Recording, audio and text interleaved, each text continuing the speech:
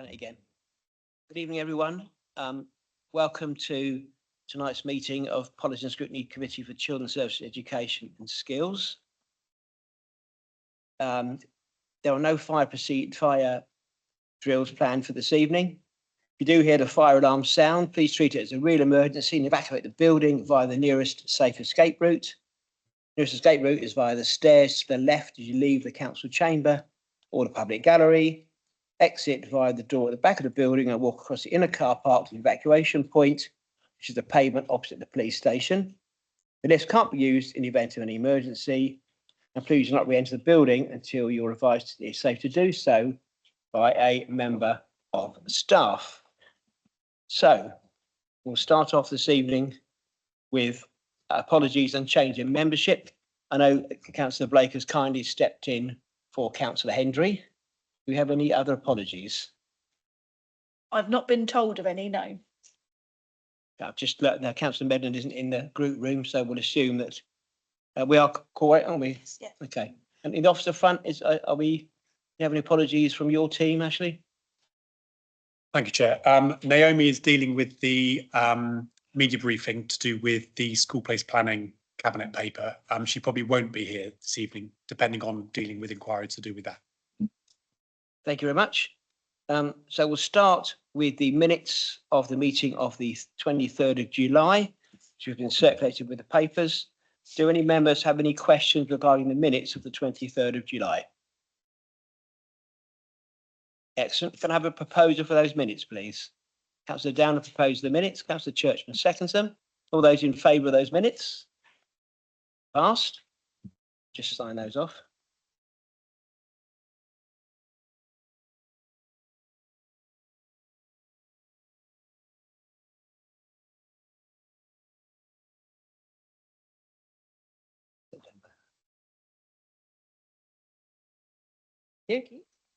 Okay. Item 3. Are any declarations of interest that members wish to make not already declared on their council declaration of interest? Okay. Item 4. We have public question time. Members are to ask questions of items on the agenda. We have no written questions, I'm right in thinking. We have one member of public. Do you have any questions from the gallery, sir? No. We have no questions of any sort. So we'll move on to item 5, progress update, which, as you're aware, there was one item in the progress report that Naomi was going to, Kay was going to beg your pardon. That better? Yes. You can hear me now. Thank you. Yes, so in regards to an update, I don't have a written update for you, but what I can assure you of is that following the annual report for our children looked after, we have now a series of corporate parenting boards that are arranged for the next year. We met with Councillor Bacon only today, actually, who's the chair of the board, to go over what those will look like.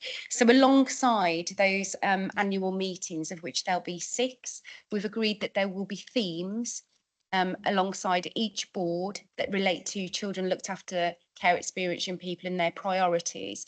So those themes will be set at the next board meeting, which is at next Wednesday. Hence you haven't got anything written that I can share with you.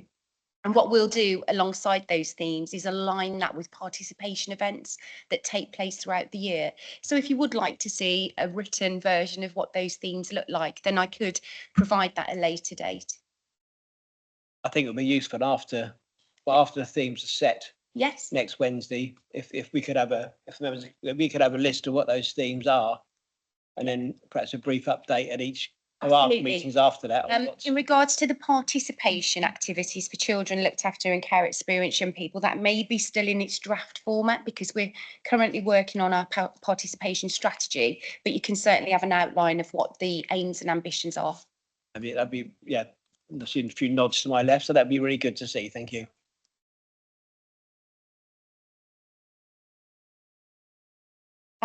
Apologies, I didn't realise I also needed to update you, and Ashley's just kindly reminded me.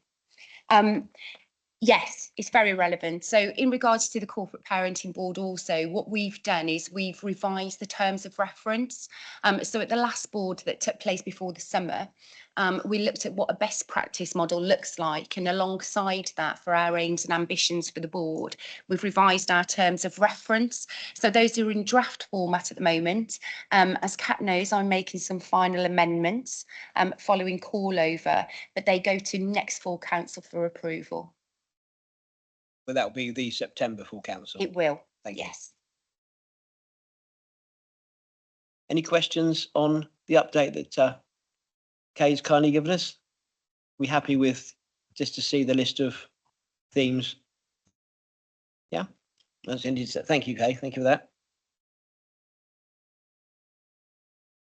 We've got quite a full agenda tonight with some useful papers on there. So that will, you know, give it the time it needs to go through those items.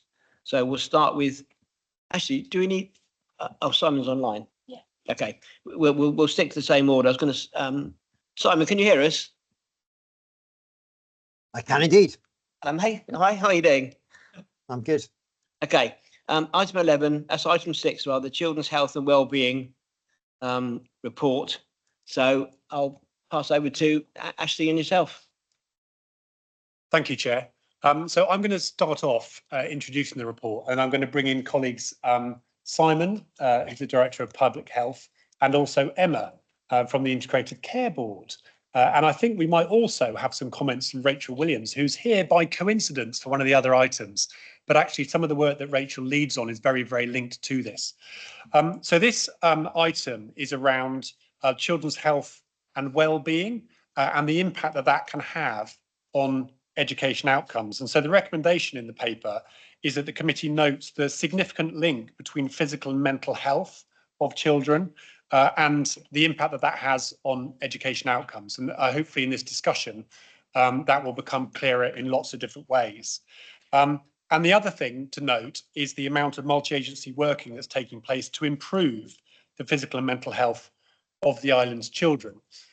You'll have heard me speak at this committee in the past about one of the priorities we have in the new Children's Services Directorate, which has been established since the beginning of February, for working across, not just with teams across the Directorate and across the whole council, but also with our partner agencies. And I think this is a really good example of where we need to work together as partners in the shared best interest of children.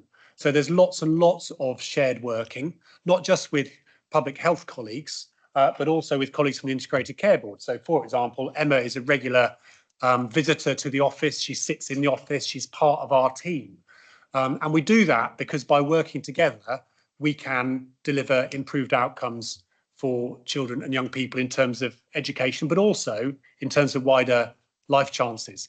Now, the paper gives some examples of the work that's being led on by the council, by the Integrated Care Board and Public Health. But there's lots more as well. But if I just start by giving you an example of how the council is leading on an initiative, which we believe will have significant improvements on young people's mental health, for example. And then I'll pass over to Simon, and he can talk for just a few minutes about some of the work that Public Health is doing. And then we'll go to Emma. She can talk about some of the work that the Integrated Care Board is doing. But I think what you'll get from that is the sense that this work is all done on a joined up basis. A lot of it is about joint planning, joint implementation. And the more we can do this, the more the effect of this will be combined and deliver improved outcomes. So the example that I've given about the council and what the council's doing is linked to the new education strategy, which I hope you're all familiar with. It's actually a draft version. It was published in July and it's open for feedback, comment, right the way through into the end of the calendar year. We're going to look to finalise it early in 2025. But within there, there's a number of things which we believe will have a significant impact on improving emotional wellbeing and mental health amongst our young people. Now, and this relates to the fact that we know we don't have appropriate provision for children. We know from children and we know from parents and carers, because they tell us that if a child is in a school and their needs are not being appropriately met, that is likely to have a negative impact on their mental health. If they have low levels of mental health, they are less likely to be in school. They are more likely to be absent. And so by having provision which is appropriate for their needs, they're more likely to be in school, and they're more likely also to be ready to learn. And within that education strategy, there's lots of talk about how we can potentially increase the number of specialist places we have on the island to support these additional needs.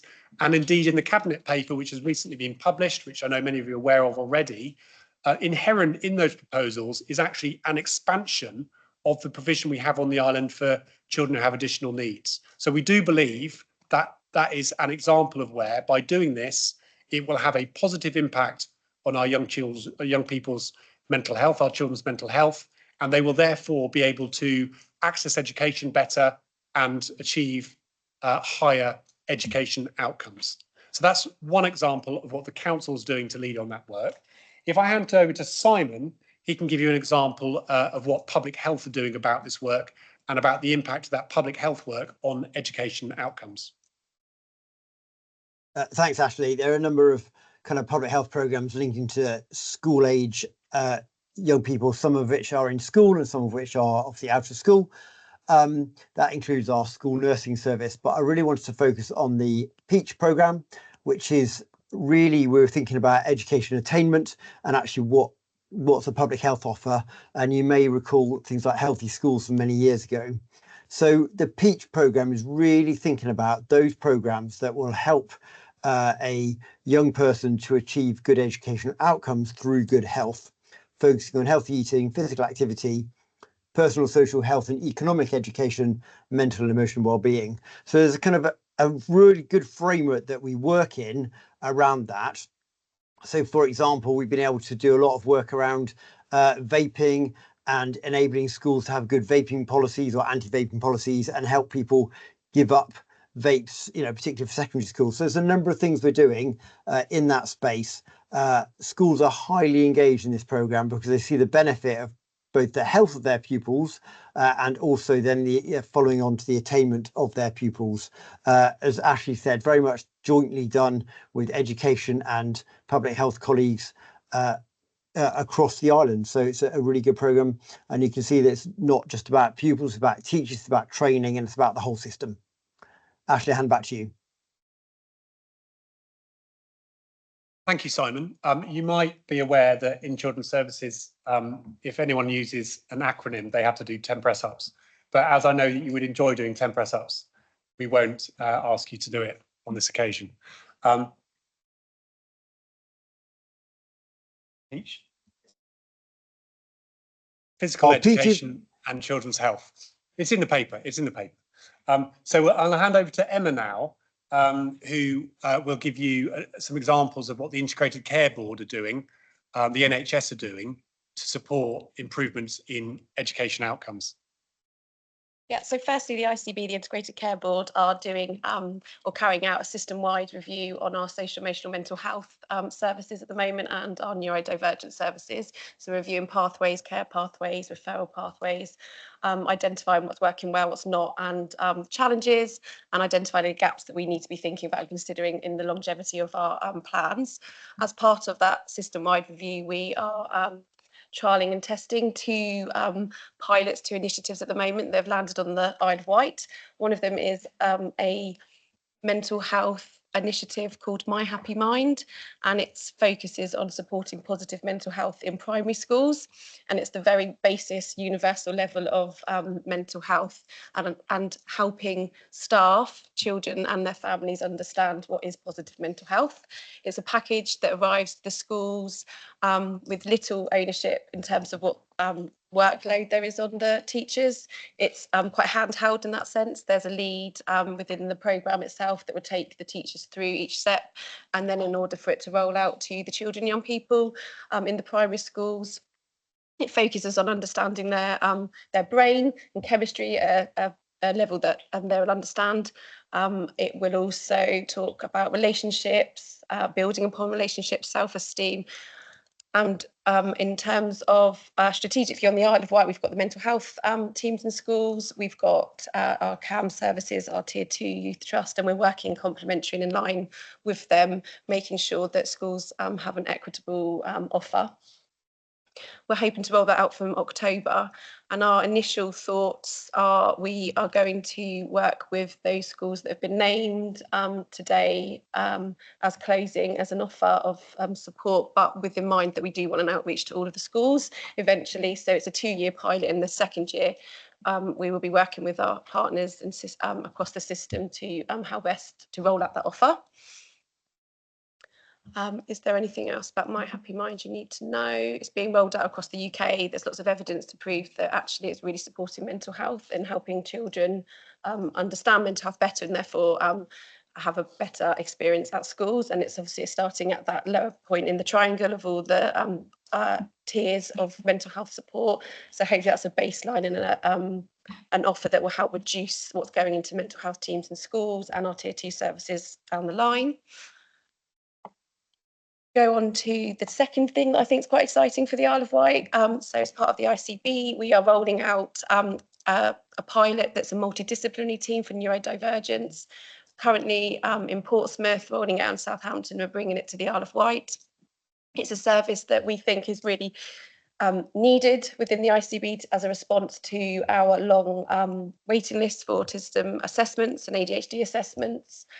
We know that that's not necessarily the right option all the time, just to go straight to diagnosis. We know that there's lots of support that should be being put into place beforehand, and we know that children and young people are lost in a system of we're waiting for a diagnosis, but we don't necessarily need the support right here, right now.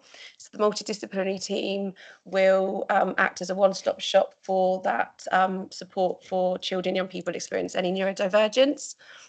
Across the patch, we've looked at different resources, and on the Isle of Wight, we've looked at the Wellbeing service, and we're enhancing that at the moment, working really closely with Heather and Rachel and Naomi and Kay for all of these projects. And we will be rolling out something called a profiling tool, and that's a universal offer to all of the schools. And the profiling tool is very needs-led, and it will support children, their families, and teachers to identify on a needs-led basis what support that child needs there and then immediately to have a better experience at school if they're experiencing neurodivergence. And that's going to be training that's accessible to all staff, all teachers in schools. That's phase 1. And then phase 2 of the multidisciplinary team, we're going to look at a wraparound support with resources on the island that the ICB and the local authority can pull together that may potentially include EPs, SLT, OT, speech and language therapy, occupational therapy. Don't make me do press-ups in this room, that'd be really embarrassing. And neurodivergent practitioners, the wellbeing practitioners that exist at the moment, we're going to give them some extra training. One of the training is sleep practitioner. It's a real gap at the moment, sleep medication and the support that a child can get if they're having trouble sleeping. That is phase 2, and then phase 3 will be looking at assessments, but that's much more upstream.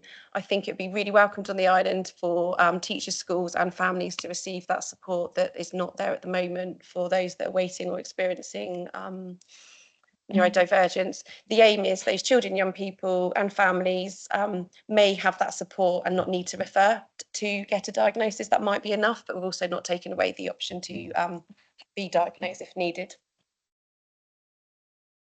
And it will all be linked to any ordinarily available provision within the schools already. Thank you. Rachel, did you want to add anything? Ashley, sort of kindly, is there anything you wish to add to what Ashley said you might want to contribute to this? I think a lot of it will be fed in the reports later around the attendance and exclusions, because we do see links between children who are experiencing neurodivergence, but it is just about that link that we see between attainment and school attendance and the impact it has. We know children aren't at school for a range of reasons, but there is a real link both in terms of attainment, but also in the wider opportunities children can access. So it's just to highlight that whilst I'll go into more detail later, there is strong links between what we're doing across the board. Is there anything like to further add, Ashley, before I open up the floor? No, happy to take questions. Okay. Thank you. Members, obviously, it's a detailed report. I've got a few questions that I'll raise at the end. Questions? Councillor Lee, you can go first, sir. Thank you, Chair. Just a quick one. I was just reading through, I think it was 4.3 regarding the neurodivergent multidisciplinary team. What's just so I understand, what's considered an inappropriate referral? Kind of what? Yeah. Sorry. ADHD, autism, dyspraxia, dyscalculia. We've decided that dyslexia will be continued to be supported within the schools. I think it would be developed as the service is developed in terms of what's the needs and what we're seeing in terms of that profiling tool, and that needs-led resource that we will be rolling out. That will probably give us a really clear understanding as well about what we might need to include if we haven't already included it. But at the moment, that's the broad scope. Can I just come in? Yeah. And the support for those type of neurodivergence is quite strong in schools around dyslexia, maybe not necessarily getting the diagnosis, but getting the ability to access the support. So what we're really trying to focus on is those that where the support isn't easily accessible at the moment, and put in more resources there. So that's why we've looked at those areas as opposed to others, perhaps. Oh, sorry. You may, yes. It was just because the aim says to reduce inappropriate referrals. I was just. Sorry, let me come in. I understand what you're saying now. Sorry, it's my accent. Yeah, no. So inappropriate referrals to other services. So part of the multidisciplinary team is to take the pressure off our services on the Isle of Wight, like CAMS and our OT for sensory integration. So an inappropriate referral might be that they're receiving they might want a diagnosis, or they might need some support for their mental health, when it's not really mental health. It's actually they're struggling because there's no support that they are receiving right now for their neurodivergent experience. But because people are desperate, they may refer to a tier 2 or tier 3 service. So it's to reduce the pressure, to give the children and young people the support they actually need. So that's what we're referring to in terms of an inappropriate referral. Unpicking those children that are sitting on waiting lists that may not actually be the right service for them. Sorry. Councillor Downer. Thank you, Chairman. Yes, I'd just like to ask about the 3 entities: Children's Services, ICB and Public Health. How often are they in communication with each other, please? Thank you. Thank you, Councillor. Very, very regularly. So as I said, Emma is quite often co-located in the office with us, and actually sits within the team with Heather and Rachel's team with it, and Naomi's team, so that communication can be really active. Simon and I spend considerable amounts of time together because we're both members of the corporate management team of the council. So, for example, the groups that meet, that oversee these improvements, things like the Health and Wellbeing Board, the Health and Care Partnership, Simon and I would both be on that because our duties are around, the leadership and strategic oversight of those services. And if we're thinking about, say, the world of special educational needs and disabilities, there are 2 lead statutory agencies on that.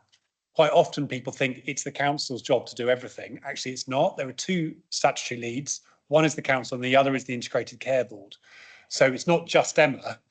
It's actually, other colleagues within the Integrated Care Board, and of course, all health partners, because the health landscape involves lots of different organisations, because some health, a lot of health is actually provided not directly by the ICB.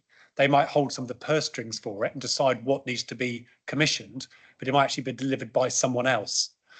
So it's not just Council, Public Health and Integrated Care Board, it's also those other health providers who actually deliver these services on the front line.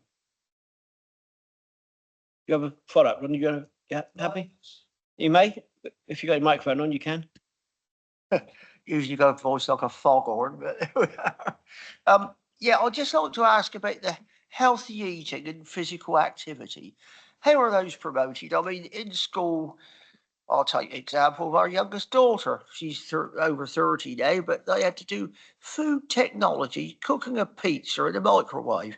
That's hardly going to teach kids how to peel a potato and cook a meat and 2 veg for themselves, is it?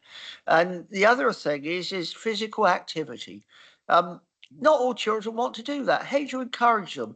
I mean, we had to go on cross-country runs and I was like a tortoise and got told off about it. So it put me off. Thank you very much. How do you address that? Thank you. So what a wonderful set of questions. I think that Simon Bryant, the director. He had his hand up. So He had his Simon, hand would up you like and to come in start. first there, Simon? But then Yeah. I think there's other people in the room who'd also like to comment on that. Simon.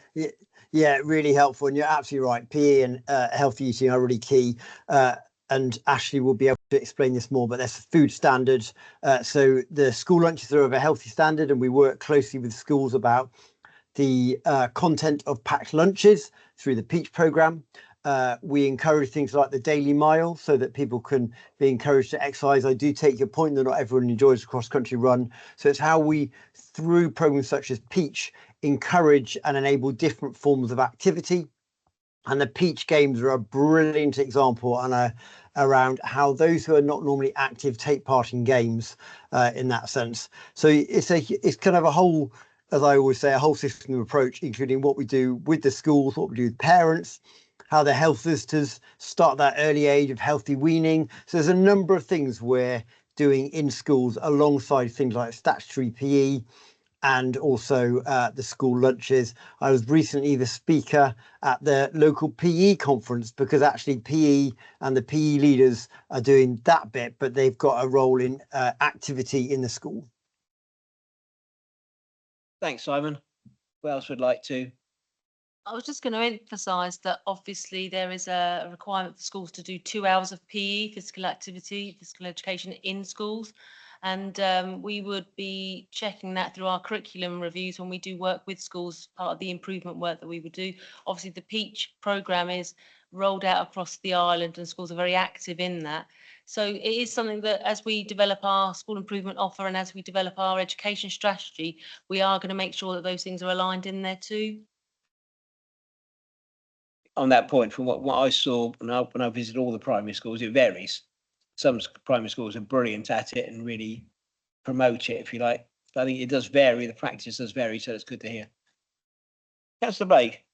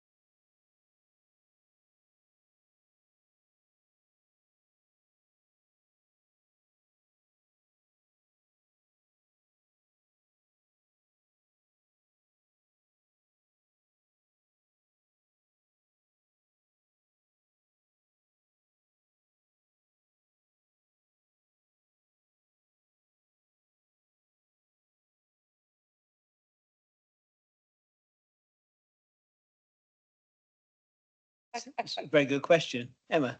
I know that we don't have social prescribers, but we do link really closely with our GPs, and we do have them on all of our children's cares system meetings, our away day, and we've obviously got a link to GPs and link and a clinical director and clinical leads. I'd like to go back and ask that question because I in my previous role, we worked very closely at rolling out social prescribers in the Southwest, so I'm fully aware of the model. But yeah, it's a really good point around if it's 18 plus, then I think we probably need to think about children, don't we? Yeah, so I don't have the answer, but I'm yeah. And I do think we're on the curve of change, and I think that with our relationships with GPs and PCNs and the recognition of children and early intervention and those kind of things, then absolutely, I think we need to probably raise that. So I'll raise that.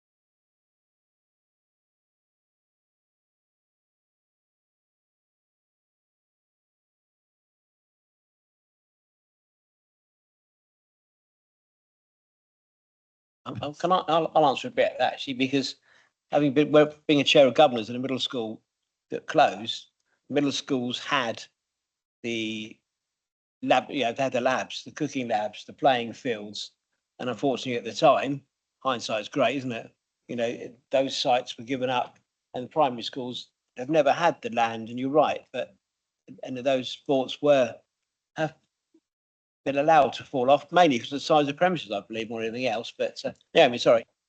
It really varies on the school and the curriculum offer that they wish to pick up on. Obviously, within the national curriculum, there are a number of sports that the schools select from to deliver. So it varies, and it will vary across the mainland too, in terms of the subject offer and the facilities that are available to schools. So I worked in an inner city school which didn't have a field, but we made up for it with a swimming pool, and we did a lot of indoor athletics and trampolining and things like that. Some schools don't have trampolines. It really varies on the school, the equipment available to them. But also schools will use other alternatives like leisure centres locally. And what I've noticed on the island, there is an awful lot of sports coaches used very successfully. And I've seen quite a lot of sports programmes in our primary settings, especially around sports days, which is still very popular across the island. So, as I say, as we go forward and we have more in town, we build our school improvement service, we will be looking at that as part of that overall quality assurance mechanism too.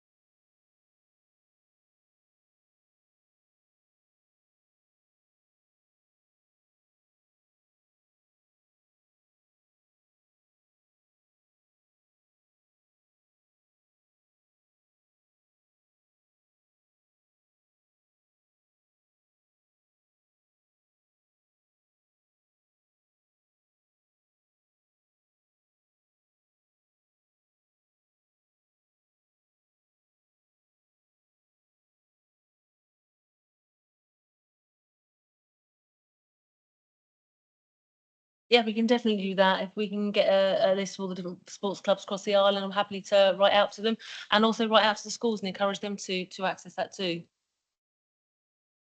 Yeah, thank you.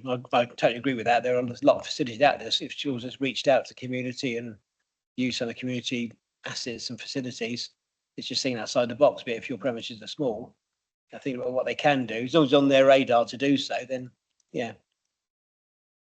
Any further questions? Okay. I've just got, whenever I see a paper like it's really good to see that the three key people are working together. And public health and the council always work very closely together. The ICB was probably not in that inner circle a few years ago, shall we say. It's good to hear that they are now, and the three are working, because it can't be solved without a multi-agency solution to this. Whenever I see a paper, I always look at the paper and think, what is it going to achieve and by when? The only thing I don't see in the paper is, Emma mentioned the word aim when you were giving your little talk. But I'd like to know, how are we as a committee going to assess whether this has been a success or not? What are the aims? What are the timescales? And that's what I like to see with any paper. When I worked in an organisation where we had SMART objectives, so it's got to be specific, measurable, achievable, relevant, and also time critical. I don't quite see that in this paper. It's definitely the right thing. I agree with it completely, as we all support the principle of it all, and the three of you working together. How are we going to hold you to account? How are you going to hold each other to account? But how are we as a committee going to know whether it's achieved anything and by when? So I think what would be helpful, and certainly we are in the process of developing these, are some performance dashboards, which you as a committee would feed into in terms of this sort of impact that we would like to be able to understand. And then there will be certain metrics which relate specifically to this. So not just about, as Simon said, the number of schools engaged in the programme, but if we believe, which we do, that the impact of that will be about improving levels of attendance, particularly amongst certain groups, because we know, for example, that groups around, if you have special education needs or disabilities, you might be even less likely to access activity than children who don't have special education needs, for example. And the impact of it is those raised levels of attendance, and then that we believe that will then drive the improved education outcomes in terms of, for example, the levels that children are achieving at the end of primary school, or indeed the levels that they're getting at GCSE or A level. Because I mean, this paper is specifically about what is the impact of all this work on education outcomes. So we should be measuring education outcomes. And it's not all the time about the final outcome. It's about progress, isn't it? That pupils are making and where they are.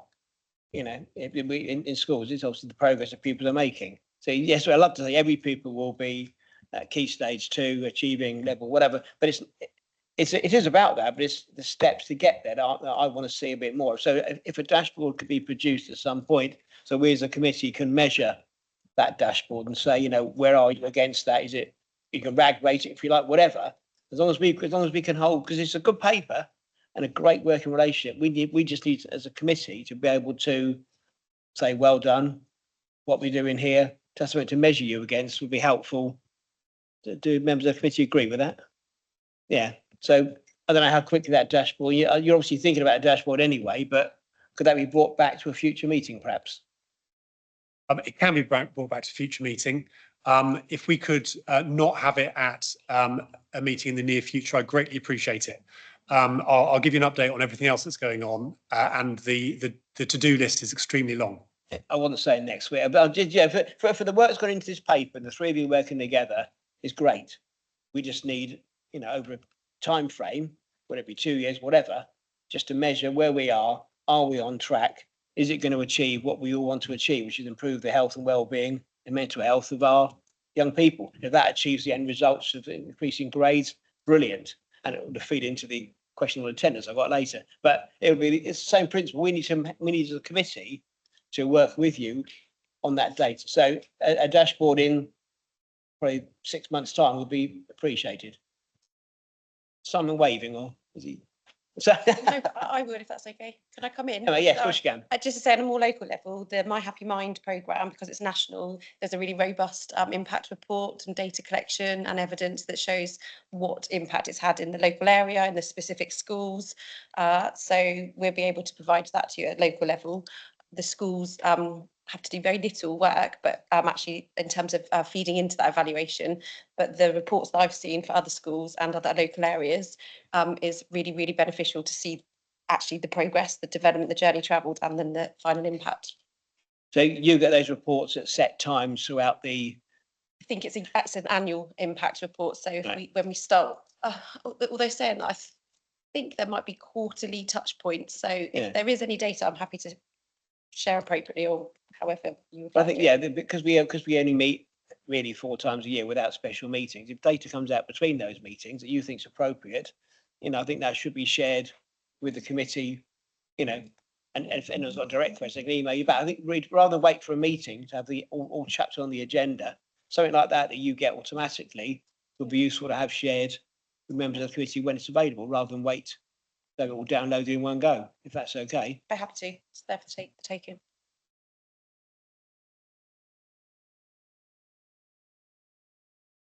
Mr. Churchman.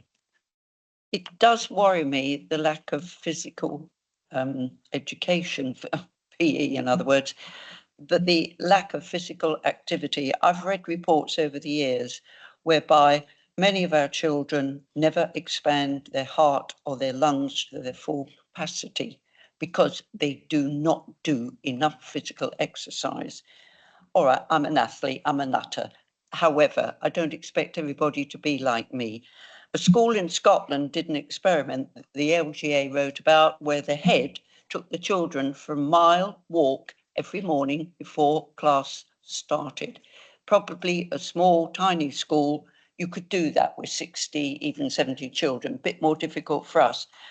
But my point is, if we don't get these children being physically active, obesity comes into it, mental health comes into it, long-term sick comes into it.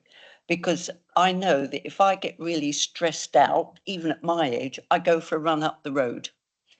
That run up the road circulates the oxygen around my brain, and my brain immediately becomes more active. And this is what I mean by children. And I really do feel that we should be putting more emphasis on children and physical activity. The Peach Games, could I please get an invite for the coming year? I did speak to Debbie about it, but I never even knew it was on. And the Peach Games originated from when the island held the 2011 Island Games, then promoted the primary school games, which then Peach took over. But since that time, I feel councillors have been left out of the loop. But I can only reiterate about physical activity. Thank you. I'll make sure you're included in the invite there, Councillor Churchman. And just to reiterate, many schools do the morning mile where they get children walk around. That's quite popular. So maybe I can get you some statistics around how many schools on the island do that, if that would be interesting to you. Okay. Emma, yeah, because you can. Just one other thing. So the Children's Trust Plan has a health and wellbeing subgroup, a group and a section, and in there's a real priority and emphasis around physical health and expanding the Peach offer. And we are working with local authority colleagues and public health, and we will hold our system of partners to account of how we've made progress and how we've actually said we're going to do what we're going to do in that children's plan, and physical activity is included. Thank you. Good to hear. Recommendation is on page 12 is that we just note the link between physical and mental health and education outcomes, and note the multi-agency working taking place to improve the physical and mental health of education on the island's children, and with the caveats that we mentioned around benchmarks. I'm happy to propose that we note that. I have a seconder. Vanessa Churchman notes that. We're happy to note that report, this report. And thank you for all the work that's going into it, because it's important. Thank you. Okay, move on to item 7, the Children's Services Performance and Transition Update. Pages 43 to 114 in your packs. That's you again, actually leading that one. Yeah. Thank you, Chair. I'll introduce this item and then I'd be delighted to open it up to questions, and I'm sure my colleagues will contribute to the answers. And I actually want to start by saying a huge thank you to my colleagues, not just those who are here this evening, but also those who are working across the directorate. There's a huge amount of work going on. Colleagues are working, I would say, above and beyond on a very regular basis to make sure that we're delivering services to as high a quality as we can for the children, young people and families that we serve. And I'm very grateful for their commitment and dedication to delivering improved outcomes for island children. So I'd like to thank everyone here this evening, and also all the colleagues who are not here this evening. You'll know that we're focusing on 3 things in terms of the new directorate.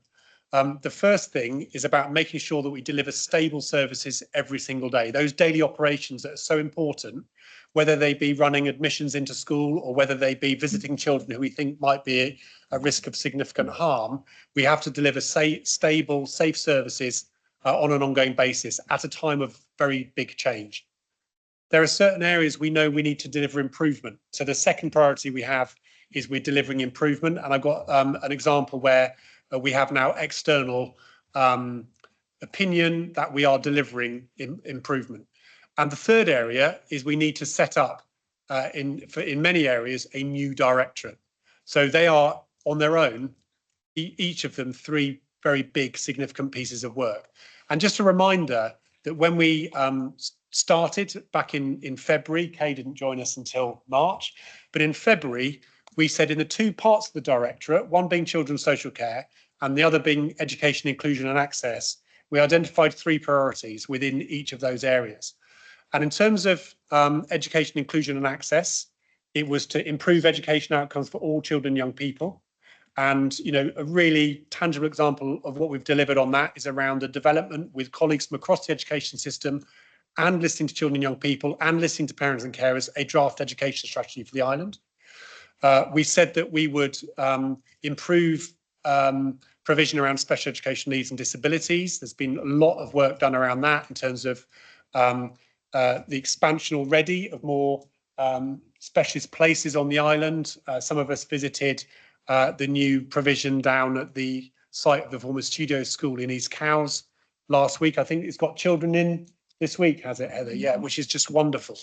And the third area is around school place planning and the challenges we know we have around surplus places in primary schools to start with. And you'll be aware that Cabinet are considering an item around that next week.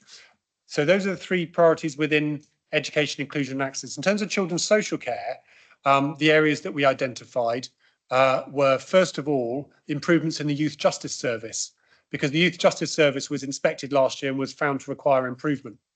In terms of children's social care, that was also inspected last year. And although overall it was found to be good, there was one area, which is those experiences and outcomes for children in need of help and protection, was found to require improvement. We've got an action plan around that. We're making solid progress on that, although there's considerable work still to be done. And the third area is around corporate parenting. And we've heard from Kay already this evening about some of the work around that. So there's lots of detail in the report. The things I wanted to pick out in terms of performance, I want to highlight the needs of children and young people. So the needs of the children and young people in these communities that we serve are still at a very high level. We have very high levels, for example, of children who are presenting with special educational needs and disabilities that are of a severity where they may need an education healthcare plan for their needs to be met. So there's a high number of assessments that are being requested of the team, and some of those do require an education healthcare plan for their needs to be met. There's lots of reasons why that is, but the point about it is that our children have high levels of need, and they have been increasing for some years around special education needs and disabilities, but increasingly so post-COVID. And we've been talking a lot about social, emotional, mental health. But also, if we think about the children that we're supporting, either at her early help level or at statutory level within children's social care, the numbers are still very high. If we benchmark ourselves against statistical neighbours, there's a lot of children that we're supporting either through child protection plans, children in need, or those children that we're caring for. So lots of children that we're supporting, high levels of need. The second area that the recommendations cover is around planning for services that are currently delivered by Hampshire County Council under service level agreements that were agreed before the partnership ended at the end of January and were put in place basically for 12 months. And when we started in February, we very quickly got on with doing options appraisals about what are we going to do if and when these service level agreements come to an end. We now have confirmation that they are, as indicated in the report in paragraph 5.2, which is that some of them, or one of them, is actually going to end at the end of November, which is our refugee team that provides support for unaccompanied asylum-seeking children. Some of them are going to finish at the end of January 2025. One of them is going to end at the end of March 2025. And so we are now accelerating our activity around making sure we have got plans in place. So, for example, there are adverts out already for colleagues to come and join the council, because our proposal is that most of these services are going to come in-house. So we're going to recruit people and establish these services in-house.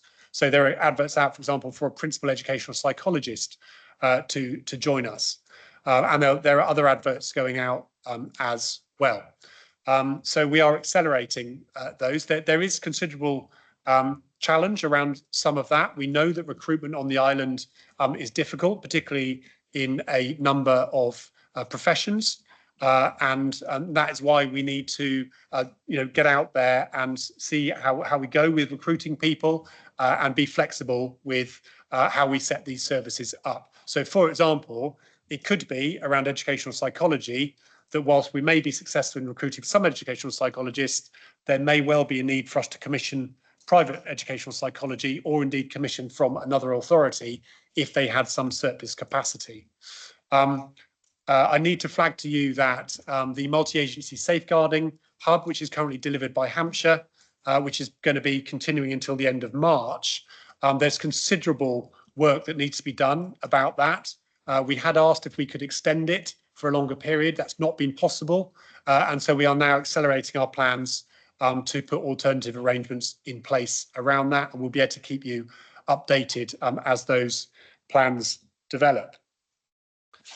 The last thing that I wanted to mention, just in terms of progress with those key priorities that I mentioned at the beginning, I mentioned around the progress with school-based planning, the work around special educational needs and disabilities, and the corporate parenting. I wanted to read from you an extract from a letter which was included in your pack, which we received in August from the Youth Justice Board of England and Wales. And one of the roles that they have is to scrutinise the quality of activity within youth justice services around the country. And because of the inspection that we had last year, we were rated as what they call a level 3, 1 being the highest level, and we were rated a level 3. And I'd just like to read out an extract from this letter.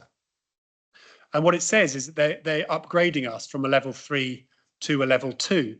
And what it says is this change is in recognition of the progress that has been made against your improvement plan, which has included the establishment of a disaggregated management board, which we established in March of this year, with a focus on Isle of Wight's performance and the overall positive progression against the plan. The partnership working that has improved the experiences of children, especially with the child-centred policing lead. The work the service has completed on developing child-first practice, which has included collaboration with children on the creation of child-friendly spaces in both the court and county hall buildings. The continued work to improve outcomes for children, which includes reducing the number of children entering the formal justice system. The independent validation the service has received from Microlink in achieving the Send Quality Lead status with Child First commendation, which demonstrates the service's positive improvement journey. And it then goes on to say, the Youth Justice Board commends you on the progress your service has made to date and the way in which you have approached your improvement journey and focused on the needs of the children, families, and the communities that you serve. So I'll leave it there with that very positive letter and that external verification that we are able to deliver improved services under the leadership of the new directorate. So thank you to everyone here who's involved in that and also colleagues who are not here this evening. Very happy to take questions, or indeed for my colleagues to take any questions. Thank you very much, Ashley, for the report. Questions? Councillor Churchman. Don't quite understand what's going to happen about MASH, apart from the fact that Hampshire are ceasing the contract. Are we developing our own MASH? Is that what you were saying? Thank you for the question, Councillor. When we did the options appraisals in February, March and April, we said, given the timescales, we must do options appraisals within 3 months. And there were essentially 3 options. One option was to extend the MASH arrangements with Hampshire on terms agreeable to both parties. One option was to partner with someone else. And one option was to establish an on-island MASH, potentially in time to merge with the adult multi-agency safeguarding hub so that we could generate some economies of scale and adopt a whole family approach. Because at the moment, we have lots of children who go into the children's MASH and then adults who go into the adults MASH from the same family. So actually having a whole family approach could be really positive. Because of the timescales involved, we wrote to Hampshire at the end of those options appraisals about Easter time to say, we do not think it's realistic to set up these, by the end of January. We'd be grateful if we could extend the service level agreement. That's how we've got to, they've agreed to extend it to the end of March. So that's how that's happened. So that leaves us with 2 other options. One is to partner with someone else, and the other is to set up an on-island MASH. So we are almost at the stage where we're going to decide on which of those is the option that we're going to implement. And when we've decided that, which I think will be in the next couple of weeks, we will get on with implementing whatever that is. The other thing to mention about the MASH, it's multi-agency safeguarding hub, and what that really means is it actually requires working with our colleagues in the police and also in health. So the Integrated Care Board, this is another example of where we're working really closely with the Integrated Care Board on what these future options might be. And when we decide which option we're going to go for, we'll be working together on the implementation of that. May I come back? You may, of course you can. Councillor Andre and myself visited MASH, remember? It was so impressive, it was incredible. Youth Justice, I attended the opening of the thing, and again, I was very impressed, especially with the officers, or the officers working there. Is it too early to go to education, access and inclusion, which is 6? Have you sort of finished your section on MASH, etc.? It's page 47 still. Any questions on the paper? It doesn't matter what, any questions on the paper is allowable, yeah. Yeah, it's 6.1, high aspirations for all and of all. And one thing I would like to recommend is that we start careers advice in primary schools. Kids grow up much more quickly now, and waiting for them to get careers advice when they go to secondary school, in my book, is too late. If you want the island kids to have aspirations, show them something, give them ideas, because so many of them come from poorer families with economy that we have. Their parents work 6 months of the year or this sort of thing. So to create the aspiration, I would like to see a programme of careers starting, whether it's year 6 or 7 in primary schools, please. Thank you.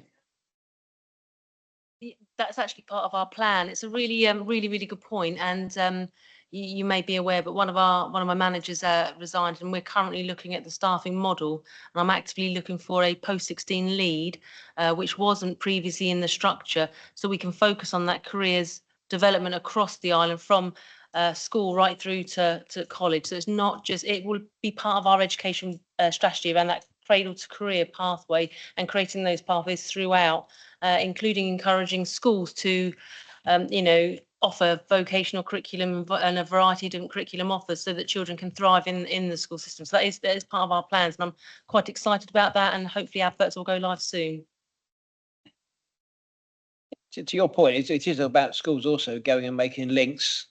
You know, I do a lot of work at Broadleaf School, and I know I've just put them in touch with the local business park down the road, and they've had a meeting with the director of the business park, and they're going to work much closer together with Broadleaf School going forward, coming to school and do vice versa. So I think it is about sometimes schools, reaching out themselves to local business, because local businesses are very keen to get involved in helping schools.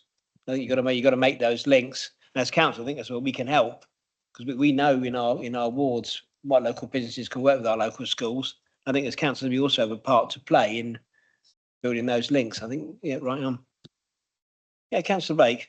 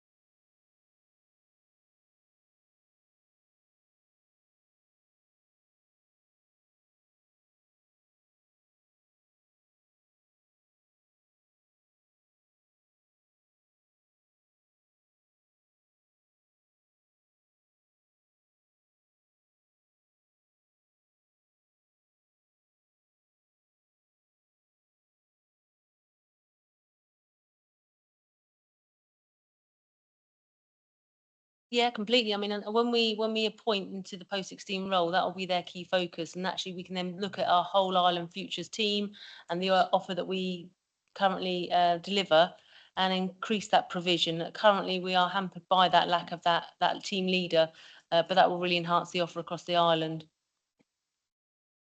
Councillor Downer. Thank you, Chairman. Just at a risk of repeating myself, I would have, not myself, Councillor Churchman, a very good idea about approaching children in primary school, because I think, going to be blunt here, there's too much too much emphasis on academic, going to university, getting a degree. It puts them under so much pressure that, you know, if they had another way, got practical experience, and that will get them into a job in the end. And you know, instead of having a careers advisor saying to them, well, just after you finish your exams, well, what do you want to do? You know, so it will give them time to think. That's what I'm sort of saying. Thank you. Any further questions? I've just got one really. I think what you have proved this year is, yeah, we can get services in, we can sort services out locally. The one service that really worries me is MASH. You know, setting up, I've been to MASH twice, you know, setting up of the MASH structure is a massive, massive piece of work at a time where you've got other massive piece of works, but equally, if it's going to run out next March, obviously we're up against the timescale of next March. It's disappointing Hampshire won't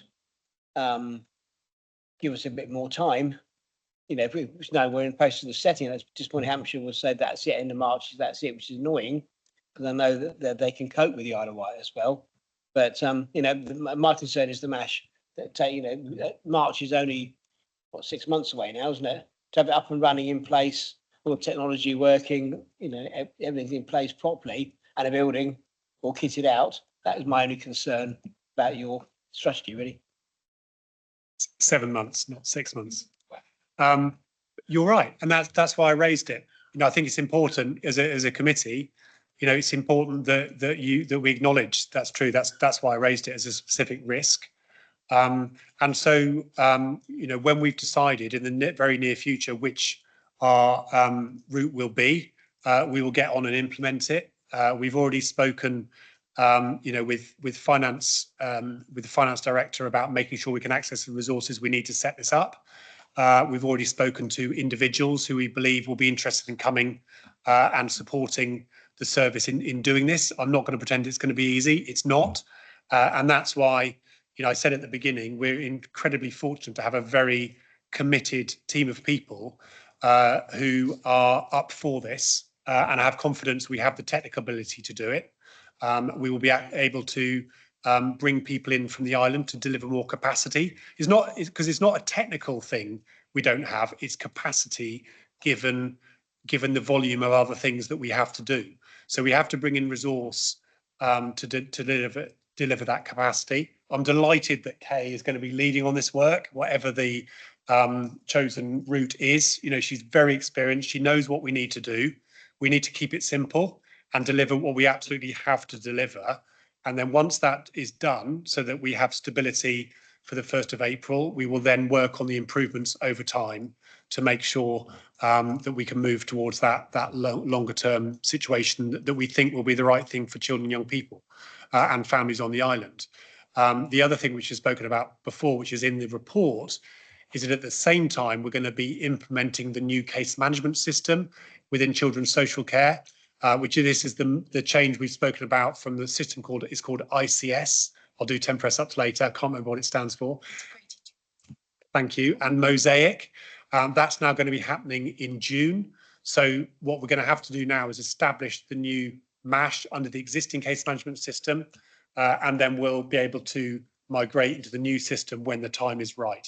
So it is complicated. It's going to be a challenge, but I believe we have the team to deliver it. And I believe we'll be able to bring in additional capacity to help us do that. You're right. It's not so much finding a specific educational psychologist. It's the capacity to put this system in place, not necessarily the high level of skill. It's just the capacity to do, isn't it? Yeah, it's good to hear that the Mr. Ward is fully behind it funding wise. So what's that one? The recommendation on page 44 is that we just note the report. I'm not going to read out the recommendation, it's in the papers. Are we happy to note the report? Yeah, Councillor Downer, Councillor Churchman, everyone in favour of noting the report? Okay.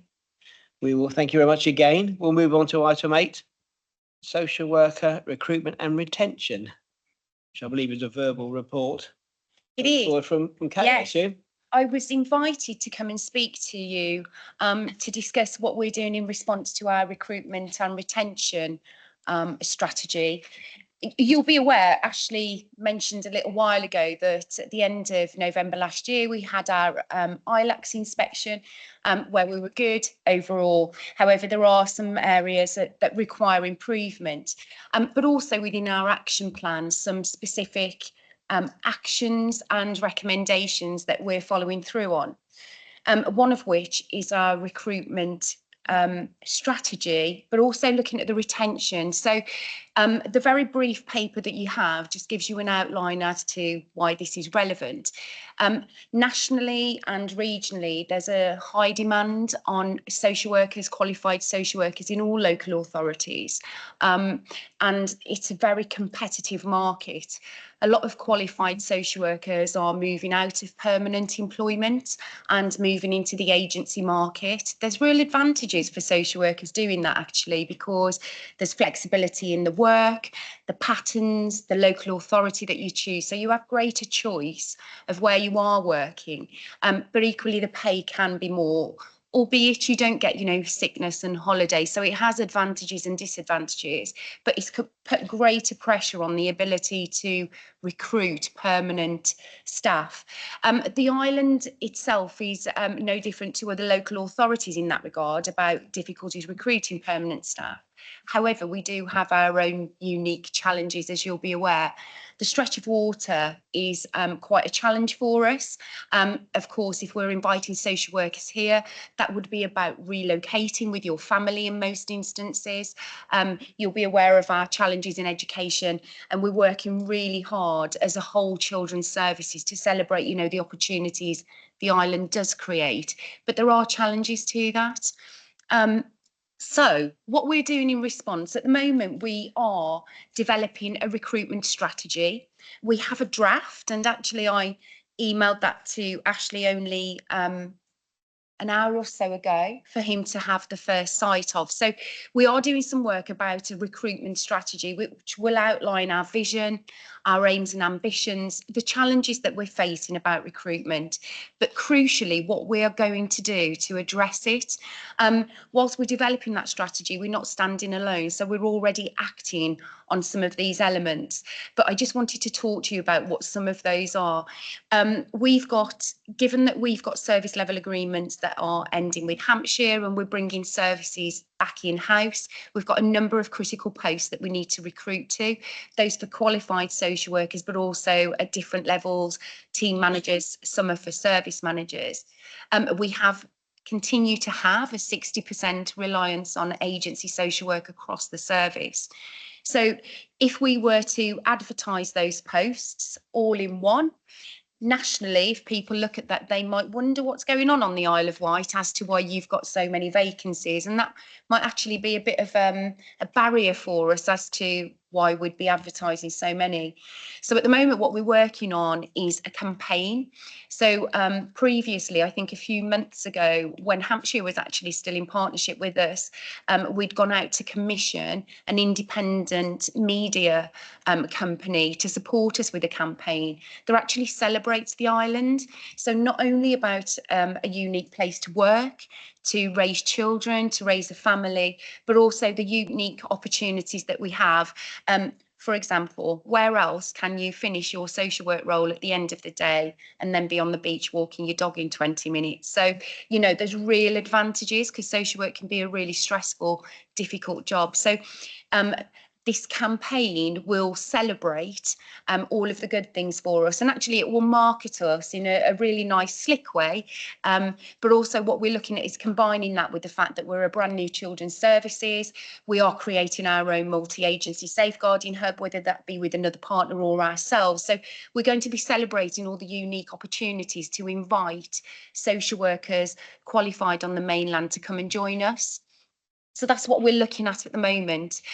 The strategy itself, though, will go much wider than that. So we have a really successful programme at the moment, which is grow our own social workers. So unqualified staff who work in children's social care have the opportunity to become apprentices with us, where we fund them through university. They can become qualified, and then they work within the service. So, which is excellent. And we have we've just recruited 9 into our assessment and safeguarding service, which is brilliant. But of course, we need to get the balance right between unqualified, newly qualified, and those experienced staff. So we're looking at what that campaign will look like as we go forward over the next few years. Ashley and I also need to do some work in regards to pay structures. So one of the real barriers that we've identified about recruiting qualified staff to the island is actually rates of pay. So if we compare ourselves to across the south, but also nationally, our rates of pay are much lower. So whilst we can look at the advantages and benefits of working on the island, not only about the environment to live and bring a family to, but also looking at what extra support we can provide through training, development, supervision and other benefits, we also need to think about pay. So the strategy will also outline the actions that we need to carry out in the medium and the longer term around these challenges. Particularly, as I say, we've got this reliance on agency workers. We need to reduce that as we go forward, because that creates stability for us as a service, but also for our children and families. So these are some of the things that we're looking at.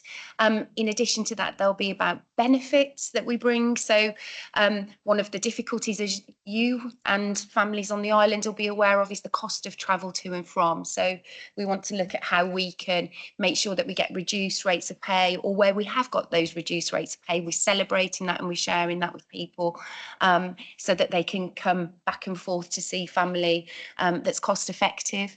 All the other benefits is about health and wellbeing and mental health for our staff as well. So there's many that we're trying to package so that we can, I suppose, present ourselves in the best way when it comes to recruitment. And in the next couple of weeks, myself and others are going to be doing some videos as well. So we'll be able to, you know, have those talking heads, so that when we advertise posts or people come onto our website, they can see real people who work here who can talk about some of those benefits. So hopefully those whole range of activities as we go forward will help us recruit to the island.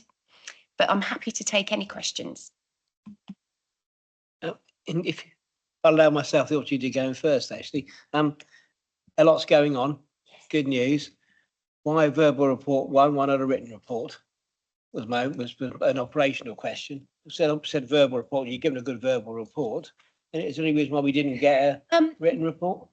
Well, what I'd hoped to be able to bring to this meeting was actually It's not criticism, but no. it's just I'm not taking it as that. I think it's a really relevant question, and I suppose, you know, the opportunity to write down what I've just talked about this in my head, which I've mind mapped actually. So yeah, it's a really good question. What I had hoped to bring to this meeting, in all honesty, was a draft strategy, so that you would be able to see exactly what I've just talked to you about that is laid out. However, as you've just highlighted, we have got a number of priorities taking place. So at the moment, it's still in very draft stage. So it's a very drafty draft. What I need to bring to you is what would be, you know, our almost final version. So that's the reason why I'd like to present something to you that outlines what our plan is going forward, that's fully developed. you've done a lot to see it in writing. Sometimes it's Absolutely. So my question on it is two things, actually, two questions. You mentioned we've got 60 agency social workers. That's horrendous. Out of a total of how many social workers have we got? We've got a 60% reliance. 60% reliance. Yeah, That in our is- assessment and safeguarding service. So that's really worrying to me because you need that consistency. So my first question, my second question was, you mentioned you're doing a recruitment strategy. Did we not have one? so we did have one. It's Yes. predetermined. You obviously that. We did have a recruitment strategy. However, the recruitment strategy was led by Hampshire County Council when they were obviously leading our services, as you'd expect. But of course, that's now outdated. And not all of the opportunities in that strategy are relevant to us now as an independent local authority. So we needed to revise it, albeit it is out of date. So we're making sure that it's fit for purpose for what our local needs are. I think you're revising or bringing out a new revised. It'll We be did have one, a but new strategy that's relevant. and the agency workers was was a concern.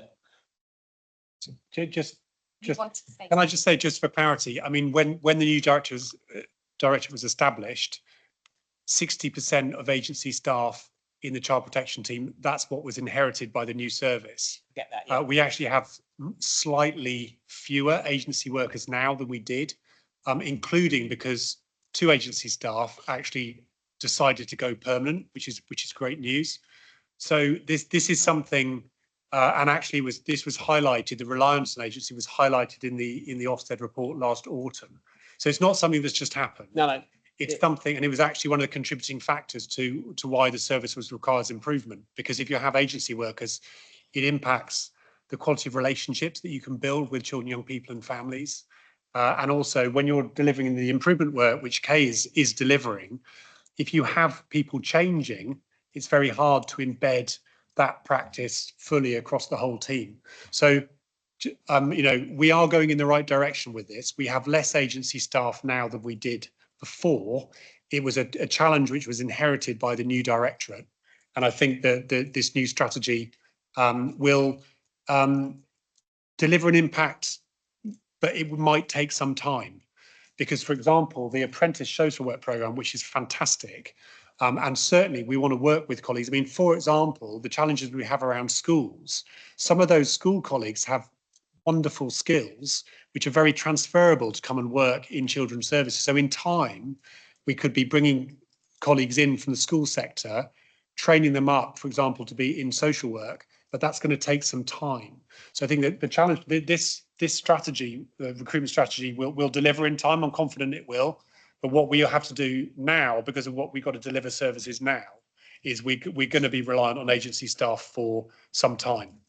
I do fully appreciate this from the situation you inherited rather than created. So just for the record, I do acknowledge that. And just one further point, actually, that Ashley's just made me think about, which I didn't say, and I think is really important. So whilst we've got that reliance on agency staff, I think it is really important to recognise that with the newly qualified social workers that we've just brought into the service, eventually that will enable us to release some of those agency staff.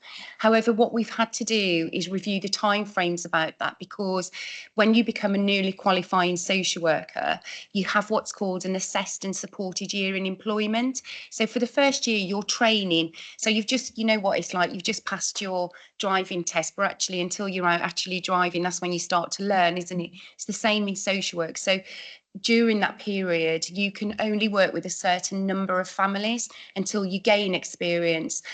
So, for example, those children with more complex needs or child protection issues, you need to wait 6 months before you can start working with families in those circumstances. So some of the agency social workers that we are still retaining is it's a decision that we've made to enable us to support the newly qualifying social workers until they're experienced enough, and then we will be able to release some. So we've got an immediate, short, medium and long-term plan, which will be outlined in that strategy. Councillors.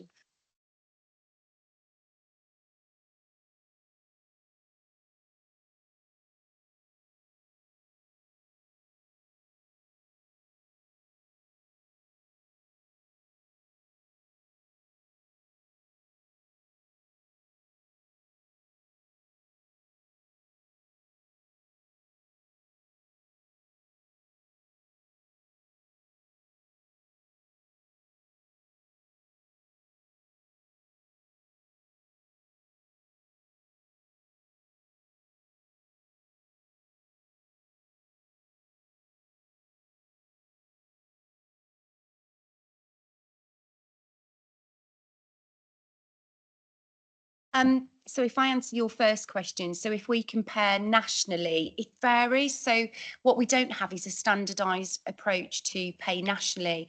But what we need to think about is particularly across the southeast. So if we compare ourselves to the southeast, we are lower than those partners. I'll give you one example. So at the moment, we're one of the posts we're trying to recruit to is an independent reviewing officer. And we've put out an advert for a fixed term contract. And when we've compared to our colleagues on the south, Portsmouth and Southampton, there's a £5,000 difference in pay. So of course, if you were to be on the south coast and you're looking for a post, you're quite likely, aren't you, to go to the authority that pay £5,000 more, particularly when you've also then got the cost of a ferry to get over if you want to commute, or actually if you relocate, the cost of a ferry to go and see family and loved ones. So that's why we need the strategy to review all elements of how we recruit and retain. Oh, you asked a question in comparison to health and structures and pay. I'm afraid I don't know the answer, whether it's a different banding or the same. I wouldn't know, sorry. I could find out, but I don't know the answer unless you do. I guess the thing about social work pay nationally is that it's being impacted by lots of things. So there's a supply and demand thing going on. But there isn't. So in schools, for example, if you become a teacher, you join the main pay scale and you go up for 6 years every year as long as you hit your objectives. It's not like that. It's much more free market. It's supply and demand. And particularly since the pandemic, what's happened nationally is that because the numbers of children who need statutory support has increased a lot, there is basically a shortage of social workers. And that has had an impact nationally on pay. It's also been exacerbated by the activity of social work agencies, who essentially, some social work colleagues have decided to leave a local authority to go and work in agencies and then get redeployed back into a local authority. They might end up earning more. Now, previous to the pandemic, the risk about doing that might have been that you might end up having a void period and you didn't have any employment. Because the shortage around social work is now so severe, the chances of not having a role, being able to find out, is really low. And what that's done is has actually led to more wage inflation within social work nationally. And so that's led to regions trying to get together to act in a coordinated way to minimise the amount of wage inflation going on within social work pay. So again, it's complicated. I think as Kay's outlined here, the island has particular challenges because of transport costs, time, actually cost of living. When I moved here, I was quite surprised by how expensive it was to live here. So I think recruitment strategy needs to be a real holistic approach to how do we build our workforce long term, and it needs to factor in all those things. I don't believe it is banded. So unless Councillor Baker knows different, I don't believe it's banded, our social workers here, but.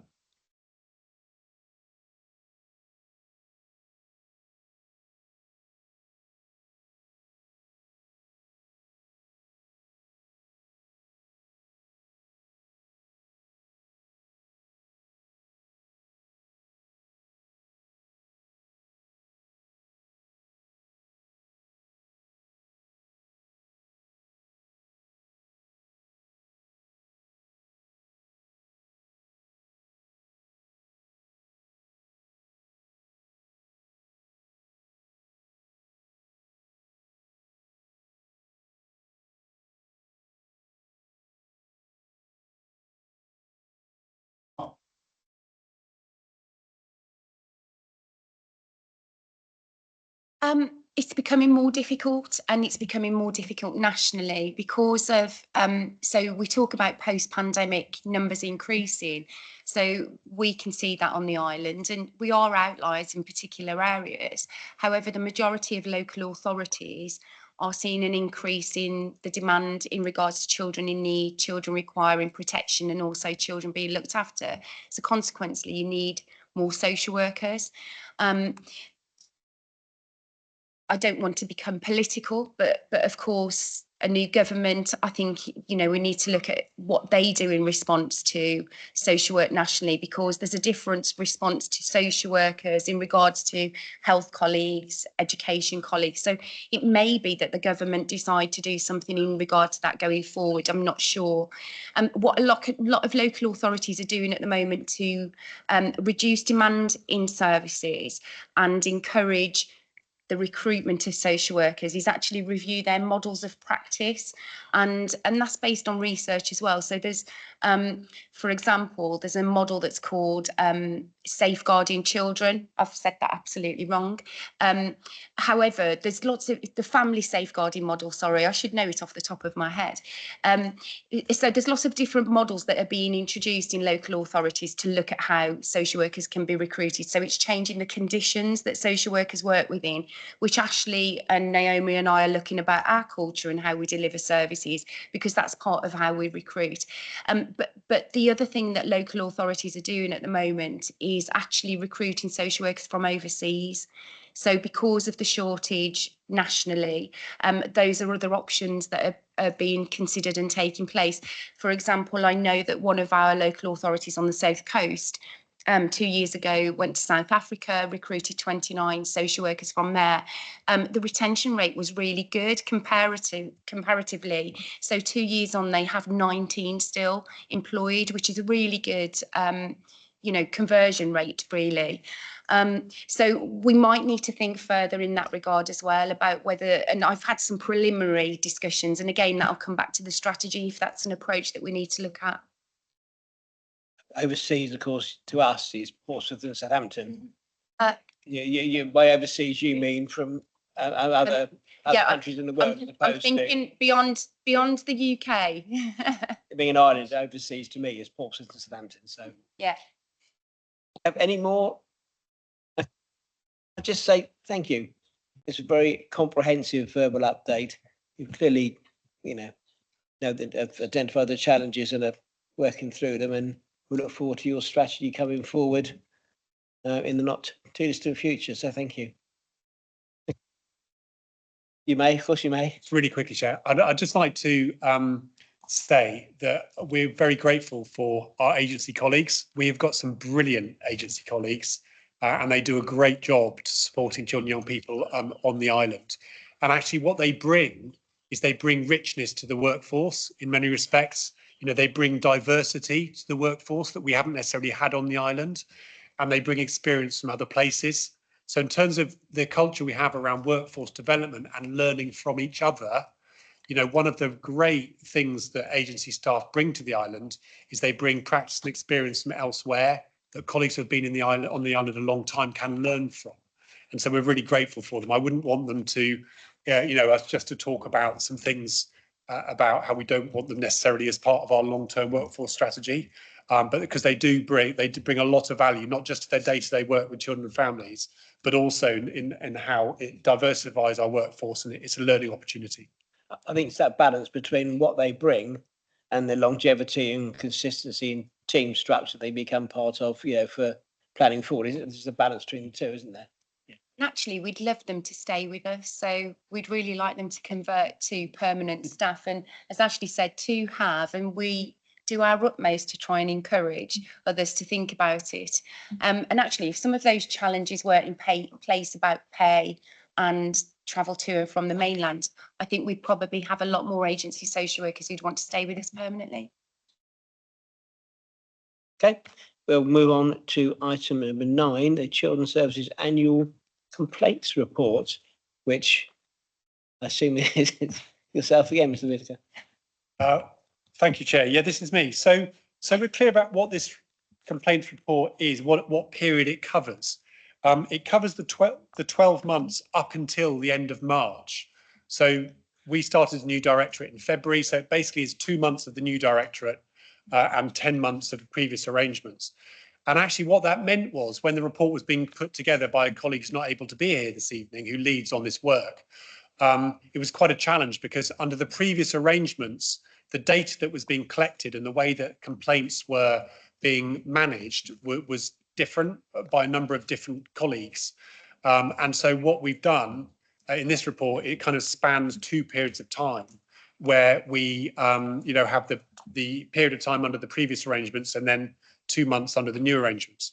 And it's also fair to say that, we're still in the process of deciding how we best, as a new directorate, deal with complaints going forward. So we have what I would describe as an interim arrangement at the moment, and we're looking to reform that over time so that we can get the most learning from it. Because really for us, in addition to following statutory complaints processes, it's all for us, it's about learning, isn't it? It's about understanding what complaints are about, what's that telling us about our quality of services, and what are we doing about it to address those concerns that families raise.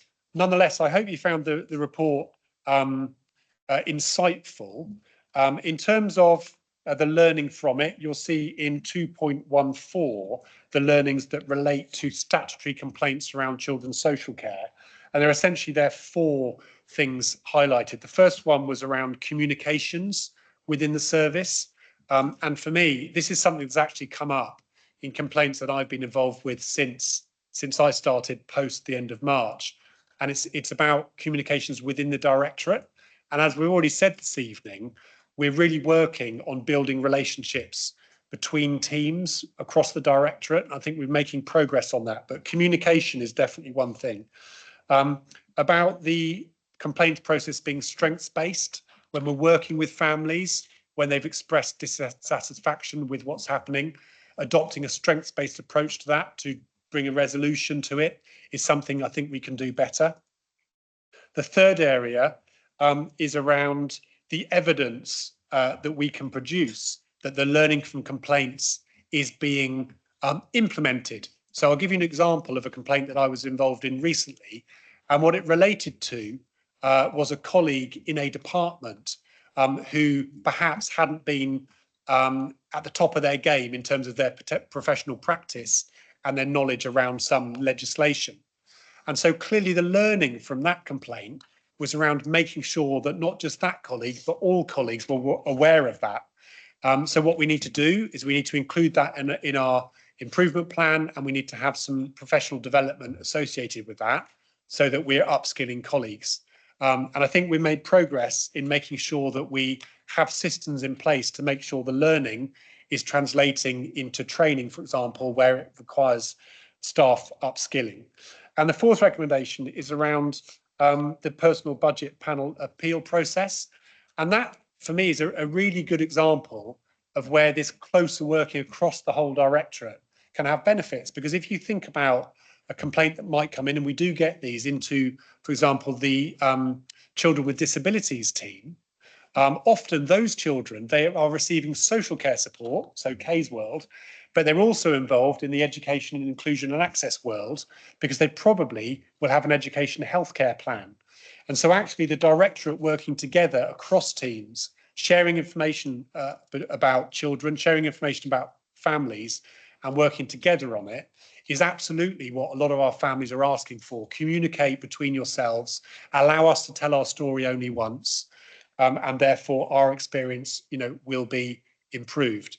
In terms of how we benchmark against, other national children's services departments in terms of complaints, the things I would point to, there's some data in the report for you around ombudsman, and actually, when the ombudsman has been involved, the number of investigations that were upheld on the island in children's services is actually lower than national. Now, you could say to that, well, actually, that's a better performance.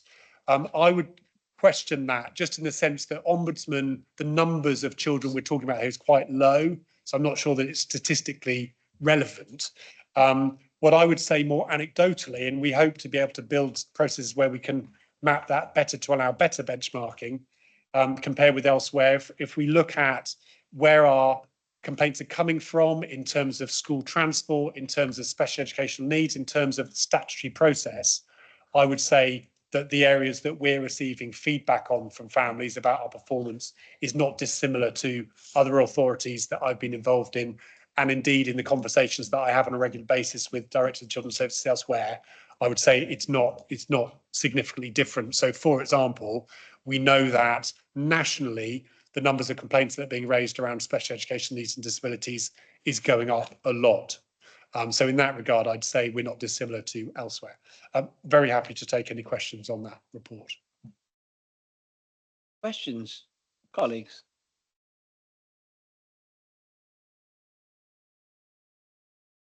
I've only got one actually, an operational. You mentioned about the recommendation 4 about the personal budget panel appeal process. Who sits on that panel?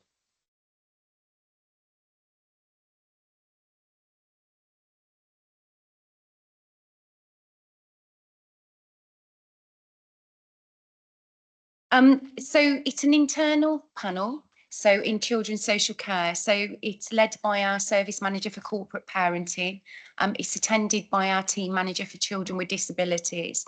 It's also our commissioning colleagues attend the panel, and they do some of the administration. We also have representation from health colleagues because we need specific advice for our children in regards to personal budgets about what their needs are to make sure we're meeting them to best effect.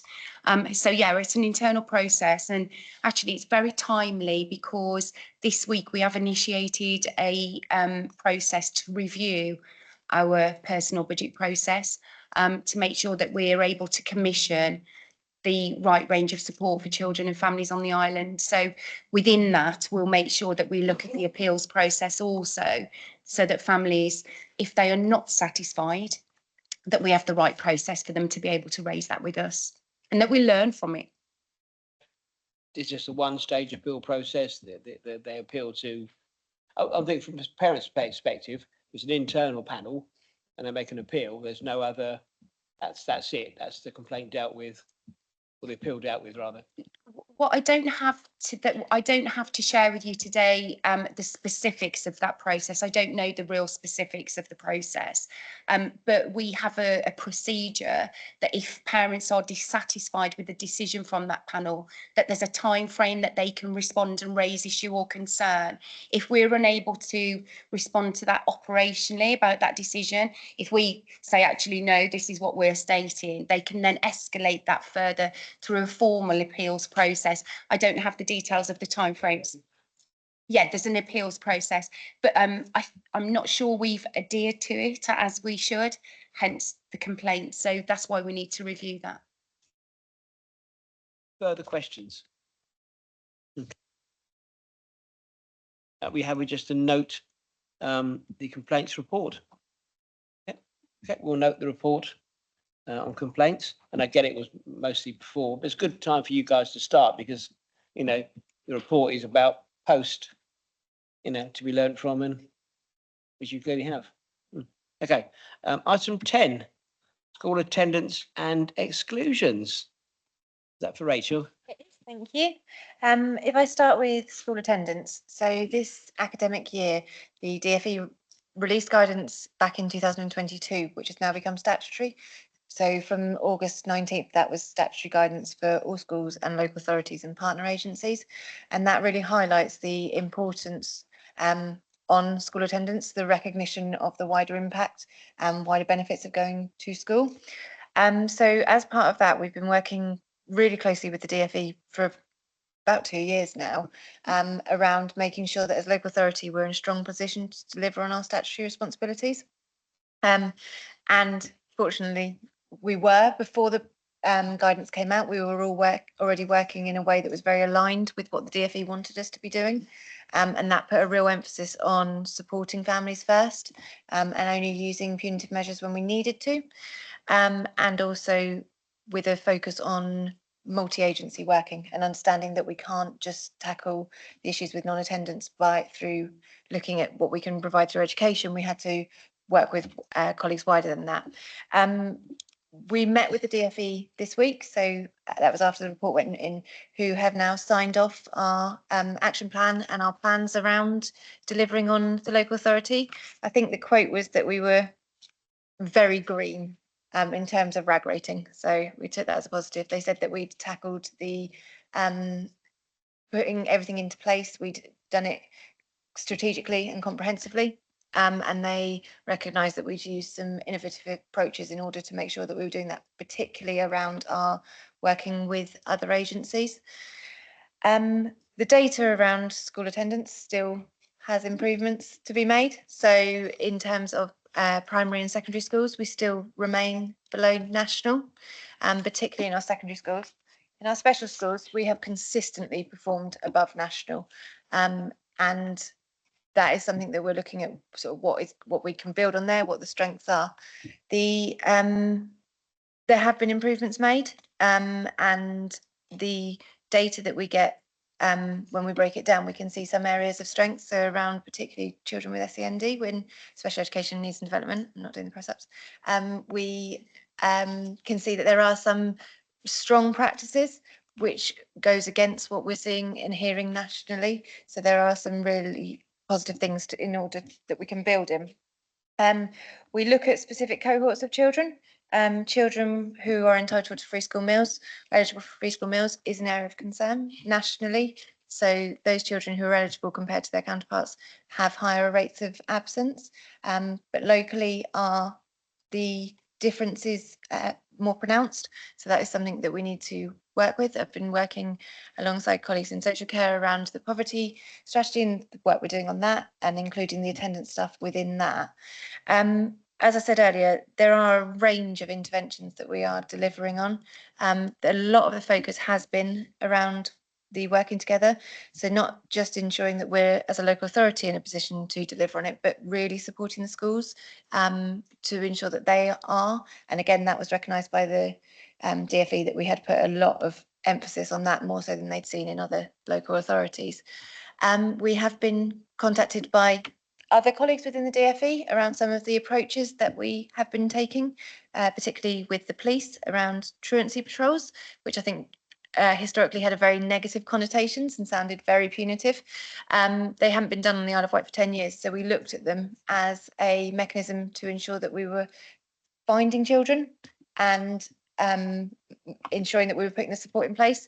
We looked at the process, we looked at developing it to make sure it was trauma informed and to make sure that it put support first. And that was recognised by the DfE, who approached us to speak with them about that initiative, because they wanted to look at whether it was something that could be rolled out nationally as best practice. We also have, in working alongside other local authorities, it's been identified that we use education supervision orders at a much higher rate than other local authorities. So within the academic year 21-22, the data that was just thrown around in a meetings, it would appear we were accounted for about 30% of the education supervision orders that were made on the island, that were made nationally. The reason we use them is because they are a step in between what we can do in an informal basis and what we can, and prosecution. And I think it's a really important step. It formalises the support, and it really emphasises that the barriers to attending school are complex. There are often multiple barriers, and that just by prosecuting parents, we aren't going to address those, and we really need to be putting in the support for our families.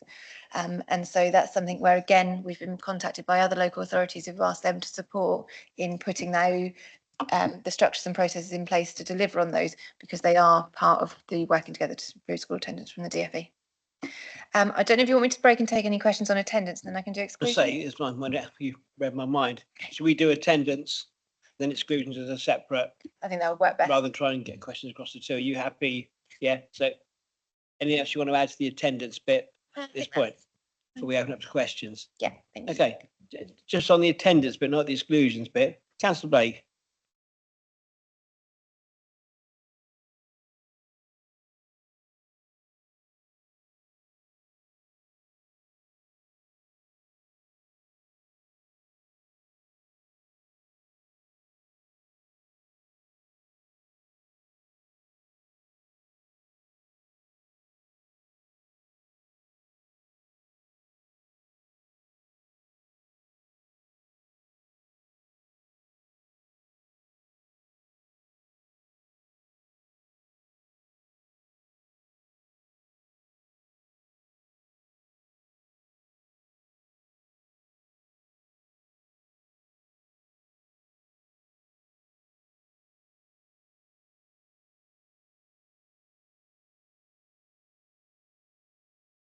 So one of the things is that we do take, and we encourage schools to take a very robust approach with their attendance. So with illness, we want children in school, and there are times when children are unwell but are able to be in school, and we do expect children to be in. So we do have that expectation, and we do look closely at that. So just the telephone call in, oh, sorry, they won't be in for a week. We look at that with the schools on whether that is correct. And if it's not, we would look to unauthorised. There's other sort of areas that contribute to unauthorised absences around, I think, we have seen a change in parental attitudes following on from COVID, and there's no reason why that would be more pronounced on the Isle of Wight than national, but we are seeing that, and that has had a contributing factor. But what we're picking up on more is it's that robust approach to illness and encouraging children to be in school.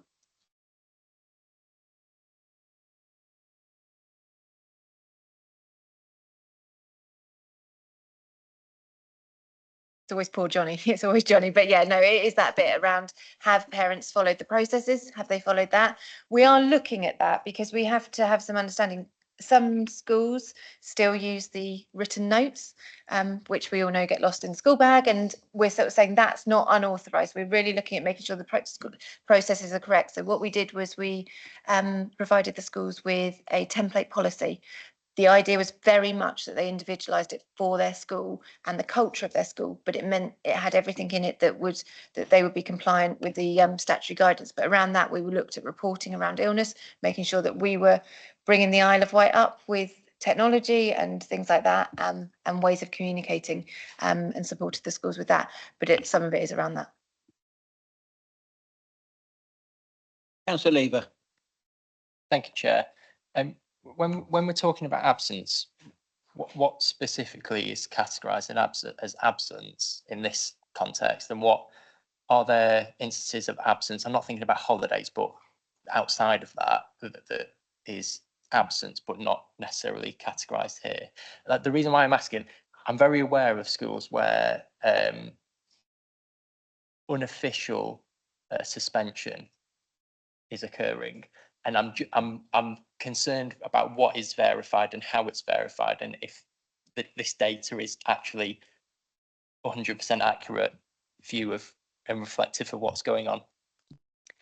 So what this comes from is schools take 2 attendance marks a day. So your AM and your PM, they set when the registers close and the timings of those.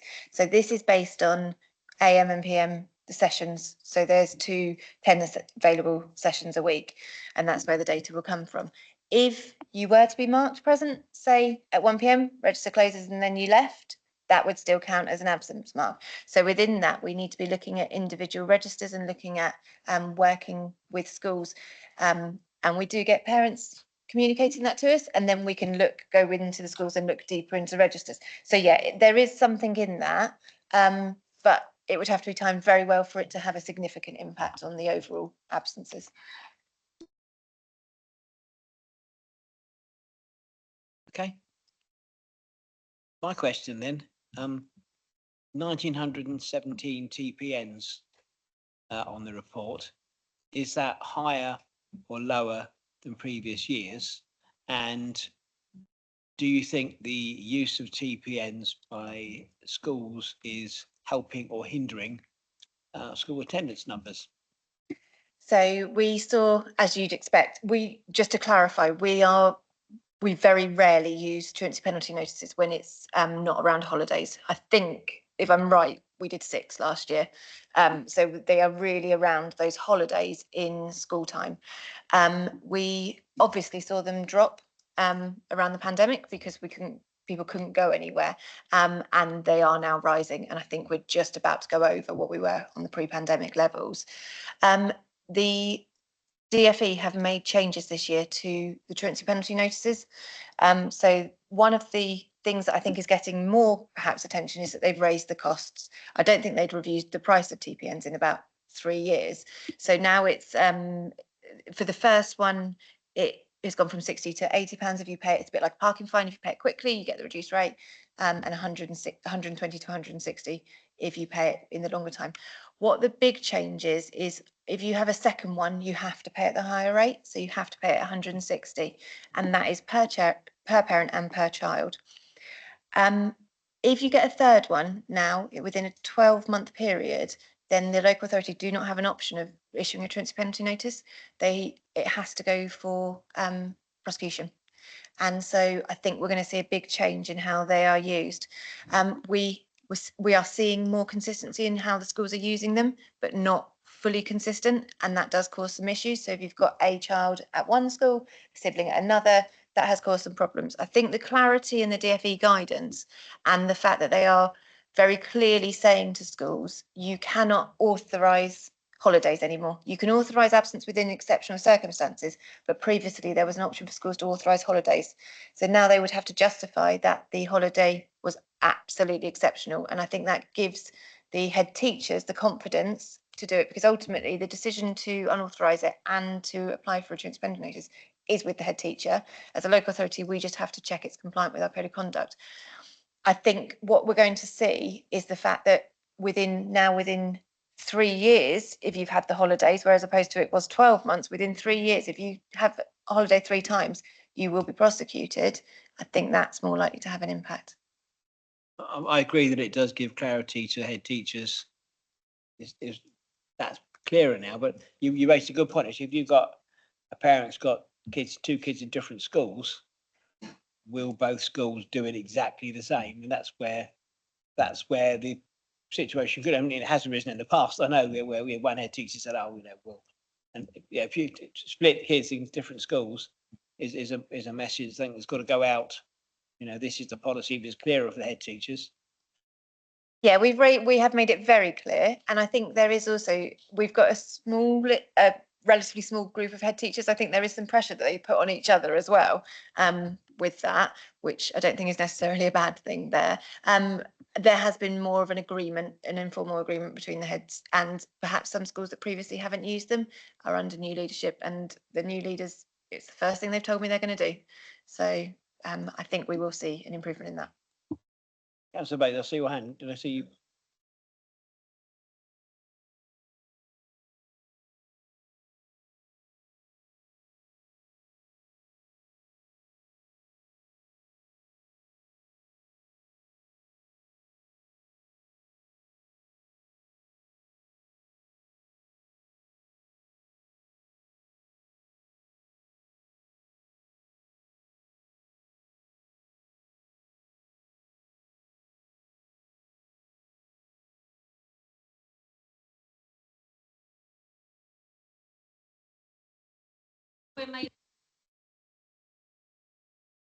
You were going to get in there, weren't you?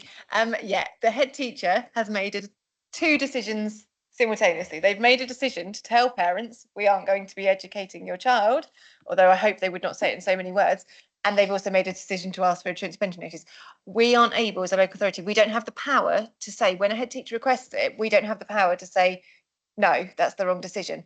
We can only say whether they've done it in line with the code of conduct. So that would have to be something we'd push back to the school, but I would be interested to see a copy of that letter and consider that. Councillor Lever, yeah. Sorry, last one from me. I'm just curious to understand with what we were talking about previously in the meeting around improving well-being and mental health of children and things like that. How do we square that with essentially a tightening of the belt around this, around stricter about holidays, which are for many children possibly more enriching and vital to their well-being, and as essentially clamping down on it. It feels like those two things are moving away from each other rather than converging slightly. What? I'm just keen to get thoughts on that. In terms of the holidays, I can't remember how many days there is a stat on how many days of the year there are available to take holidays out of school time. So there is that option. I absolutely appreciate that holiday companies do not support us with that in terms of the prices.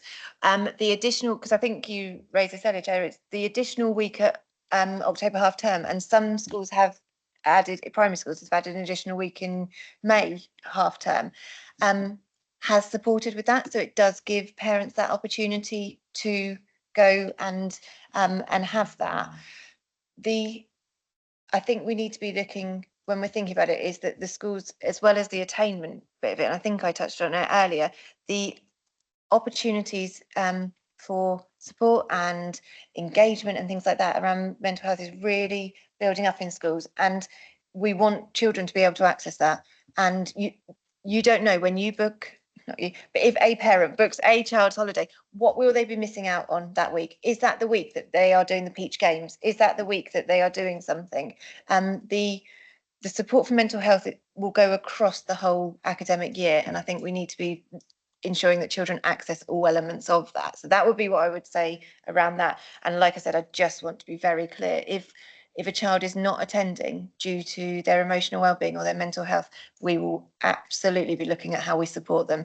And as long as the parents are engaging with that process and the families are engaging with that process, we won't be looking at taking punitive action, because even if we're not seeing improvements, as long as we're seeing that engagement and we're working with them to see improvements, we will continue doing that. So we're not looking at penalising children who aren't attending due to their mental health.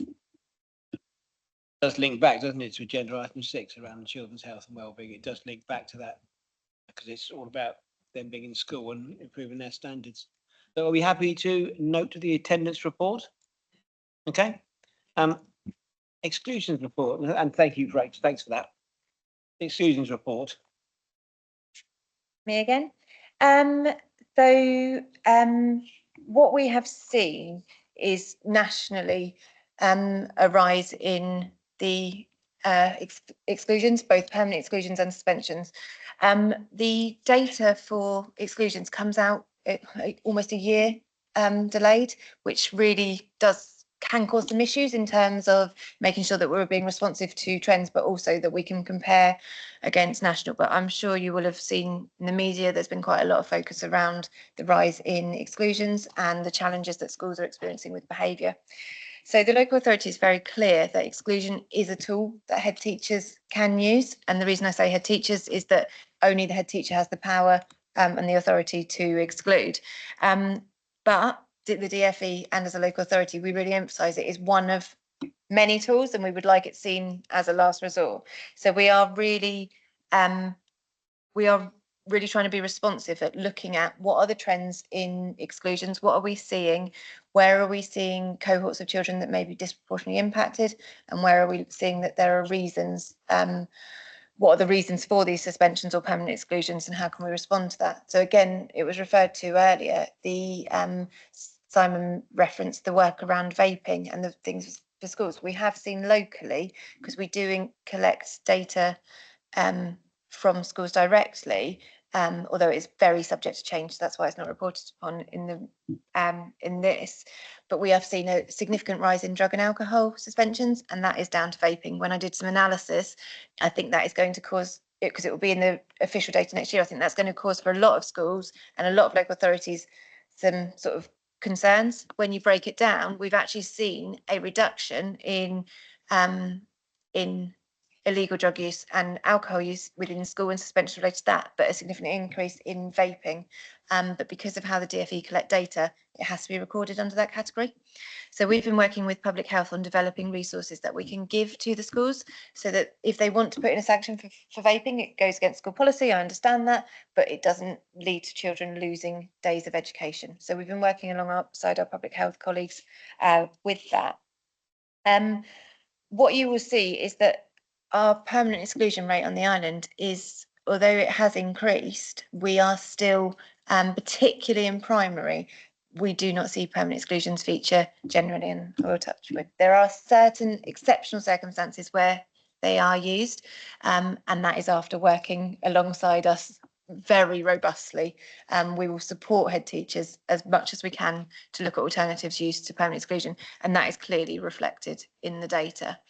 The suspensions, we have seen, like I said, we have seen some increases. Persistent disruptive behaviour remains the highest, both nationally and locally for the last few years, and that's been since they removed other, which in a way was quite helpful, because other is quite a wide, it could cover a multitude of things, but the persistent disruptive behaviour can be one of the more difficult ones to address.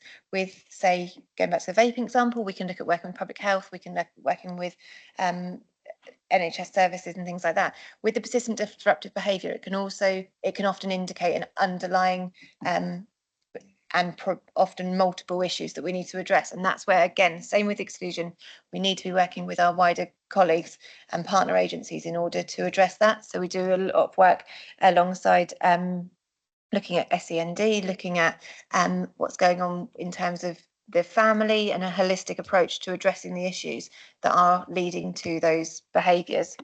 As you'll see, the children who are eligible for free school meals, again, are consistently higher. So that's, again, something that will be looked at with other agencies in terms of the strategies around addressing that and how we do that. We, as I said, have worked alongside a range of agencies in developing that, and we're really excited. We will be putting on a we will retitle this because none of us like the title behaviour conference, but at the moment we haven't found anything more catchy, so please bear with me on that. We will be doing that. We have been in touch with a really inspirational well, he was a teacher. He now works with schools and local authorities. What we were really conscious of is we didn't want to do a one-off behaviour conference. It's the sort of thing you go along to, you come out, you feel very inspired, you feel very warm for the day, and then it's almost that, so what? So what we're working on is putting in a strategy alongside him as a local authority of working with schools across the academic year. So that will involve 2 face-to-face conferences that will be across the academic year, and it will also involve online workshops with the same person. So it's a consistent approach throughout the year. So we're hoping that it isn't just a sort of a flash in the pan bit. The other thing we're looking at is what we provide, and I think it was mentioned earlier about the range of subjects, and Councillor, I think it was you that said about not just the looking to get children degrees. We need children developing skills. We need to be looking at our range of vocational options that we can do. So one of the things that's been really exciting this year is the developments within the Island Learning Centre, which is our pupil referral unit, and developing what we can do there. We've put in facilities for hairdressing, for carpentry, for music, a real range of things. And the hope is that some children who we don't want to be accessing the pupil referral unit full time, but may be able to dip into that and access those opportunities. And then we will look at how we can widen those out within our mainstream schools, because we want to keep these children in school, but keep them engaged in something. And we recognise that the traditional classroom approach doesn't always fit for all children. And so we're really looking over this academic year as how we can build on the good work we've done there and how we can put it out into other schools. I don't know if there's any questions. Rachel, questions? Oh, Councillor Downer. Yes, thank you, Chairman. I'd just like to know, when somebody gets permanently excluded, what happens to them? So from day 6 of the permanent exclusion, so the 6th day, wherever that falls, and those are school days, the local authority has a duty to provide education for the child. We do that in different ways. It depends on the situation and it depends on which phase they are. So obviously you'll be aware that the age range of the Island Learning Centre changed. So we don't have a pupil referral unit for primary age children, which I think is absolutely right. I think children need to be supported within the mainstream schools. We know, however, effectively and whatever skill there is within a pupil referral unit, and the staff in those are brilliant, the outcomes for children who attend pupil referral units aren't as good. So we want to keep the primary children particularly in those schools. So the local authority would work very hard with our other schools to allocate them a place in another mainstream school. And we unfortunately have had to do that this year, and it took a lot of joint working, but it was actually a really positive process for the child and the outcomes, and the schools, all the schools involved actually were quite happy with that. For the children who are in secondary, they do have the option of going to the Island Learning Centre, and generally that is the option that they use. What we're conscious of, particularly for children in the lower years of secondary, is that we have limited secondary schools on the Isle of Wight. If a child has attended 1 or maybe 2 before they're permanently excluded, if we put them straight into another mainstream school without giving them the appropriate intervention to address the reasons that they were excluded, we may find that they go into another school and it isn't successful for them, and then we're really cutting off the amount of opportunities we have for them. So what we will normally try and do is get them to the Island Learning Centre to receive some intervention, fully assess what's going on for the child, and then look at making the right move at the right time for them back into a mainstream school where possible. I'm sure you'll be able to appreciate that because it's day 6, we have to, if we put them straight into a mainstream school, we have to make those decisions very quickly. And so we may not be doing it with all of the information. So that's why we generally use the Island Learning Centre. The lever. Thank you, Chair. When a child is permanently excluded from one school and then moves to another school, is there kind of like an aim or a target of? Because I'm aware of some children, when they're attending the new school, they're still only attending part-time. Is there a target of when we get them attending full-time as opposed to part-time? So as you'll be aware, all children are entitled to full-time education, but sometimes it's not suitable for them to be in all the time, and it may be that they need to build up. We really closely monitor in amongst the attendance staff, the children that are on reduced hours provision, and that's not just for children who have been permanently excluded. So any child who is not receiving their full entitlement has to be reported to the local authority by the school. They have to report that on a minimum of every 6 weeks. We've put that in because and no period of reduced hours provision can extend past 6 weeks. You can have multiple periods, but what that means is we're ensuring that that is being reviewed. We ask that they review that more regularly, and we would become involved if we didn't see progression with that. We need to do it at the right pace for the child, but that's what's important. It's the right pace for the child, not the right pace for the school. So we work closely with the schools to ensure that, and we pick up when we are seeing those not progressing through the reporting to the local authority. We address that with the school and with partners. Councillor Rake.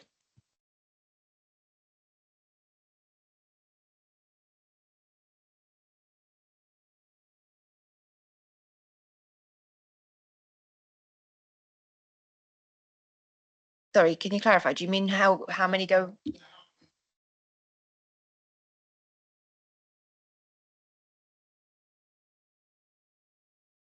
I don't have those figures to hand. I can look at them. We don't tend to have many leavers from the Island Learning Centre going to elective home education. We do have some families that particularly for children that are permanently excluded, when they're offered the Island Learning Centre, they make the decision to electively home educate, which is the parent's right.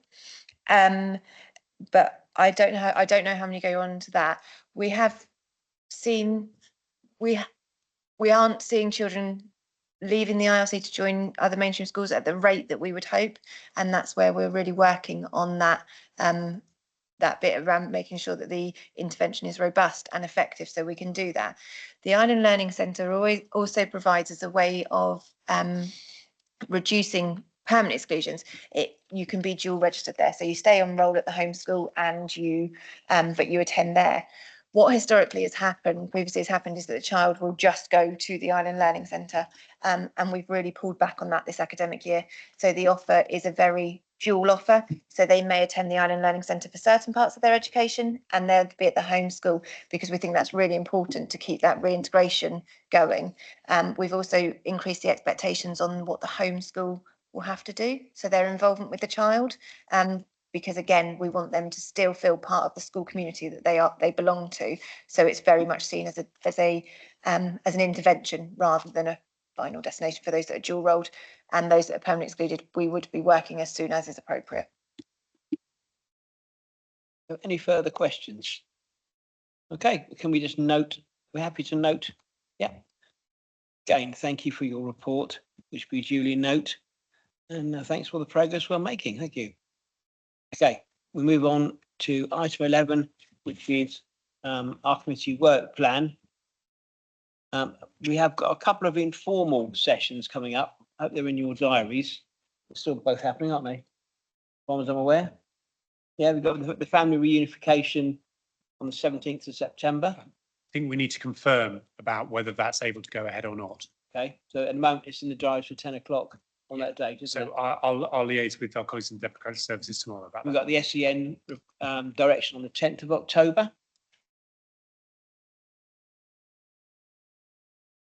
Yes, we can do that. And that's virtual meeting, isn't it? I A believe. virtual informal meeting, yeah. And then most importantly, we've got a 17th of October, we've got an additional meeting at 5 o'clock regarding the school place planning. So that's in everyone's diaries as well. That's happening on 17th of October still, isn't it?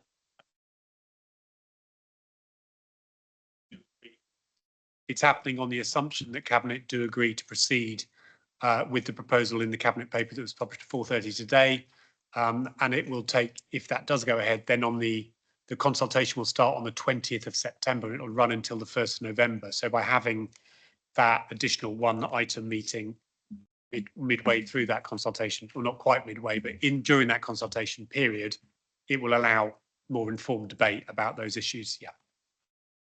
Timing still fits with requirements. And obviously we've got our December meeting, which we've already agreed the agenda will stay as per items on our work plan, yeah? So item 12, we have members' questions. Do we have any members' questions? Oh, yes, Councillor Churchman. I'm just very concerned that it's taken 3 years for the current administration to come up with a school place planning. And I feel that the pressure that's been put on to and is being put on to parents, head teachers and children is incredible. And I would like to understand why it has taken 3 years to get to this current stage. Thank you, Chair. And so would I.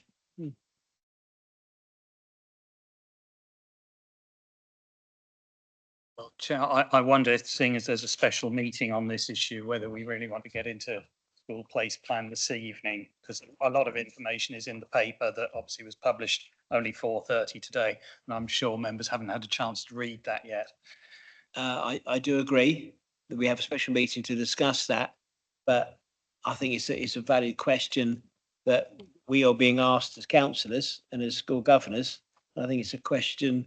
I agree we're not going to get too deeply into this. I'm not going to allow that. But that one particular question is probably worth for the media and for us as councillors and school governors. I think that's a question that perhaps should have an initial answer, which we can discuss further on the 10th of October. So I think I will allow the question on that basis.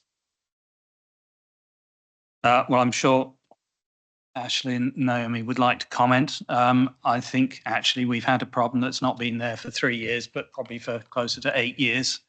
And I think that's something that maybe should be explored at the Scrutiny Committee in due course. Certainly some proposals were brought forward last year, but I think the consensus of opinion was that they did not explore matters well enough. That cut across the ending of the partnership with Hampshire. We are now in a much more robust position to bring forward proposals, particularly because of the publication of the education strategy. And of course, there was the briefing earlier today, which pointed out the key aims of that strategy and how the school place planning proposal is actually part of that and seeks to achieve key aims, particularly, of course, creation of a sustainable school estate, but with the overarching aim of improving standards in education.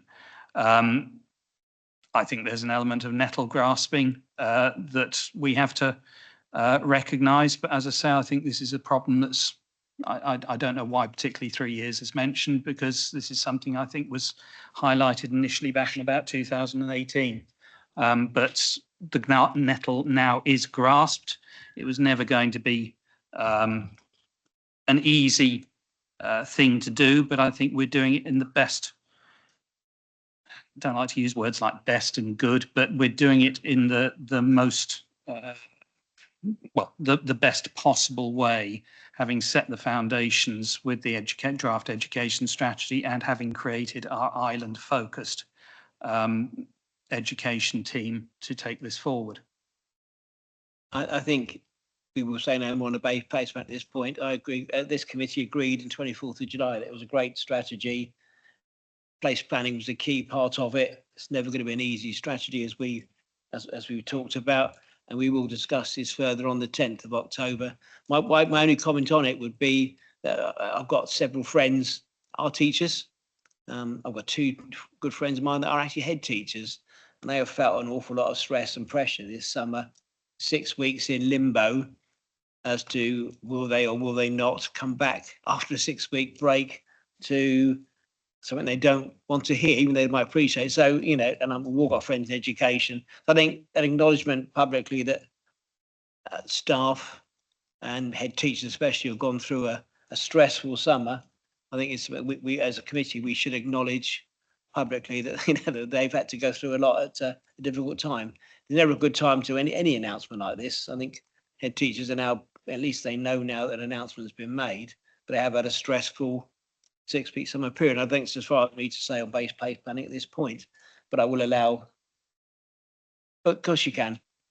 When we came into post and we talked to heads about this and the timings, which were never going to be ideal, would never be ideal at any point, the heads were adamant that they want us to get on with it. That was their words. So we've done that, and we've done the time frame based upon, you know, the short time we had. And actually, I think that within the 6 months of delivering that, the emails I've had today from heads have said, you know, you should be really proud of yourself, the work you've done, to Jade and myself. And I've collected those because I think that's really important for the team, especially as we go into this quite difficult period, to hear the positive stories from our own community around how we've conducted ourselves as officers and how we are delivering on this. I do acknowledge that having a whole summer holiday was not ideal, and I mentioned that to the heads today, but at least the decisions have been done now, and we now need to move forward with that. And as I personally said last time, I think, you know, you've moved mountains to get to a situation where we were addressing a problem that hasn't been addressed. However many years it is, doesn't matter. It's a problem we've got. The problem has never been addressed. And yes, you're absolutely right. You know what?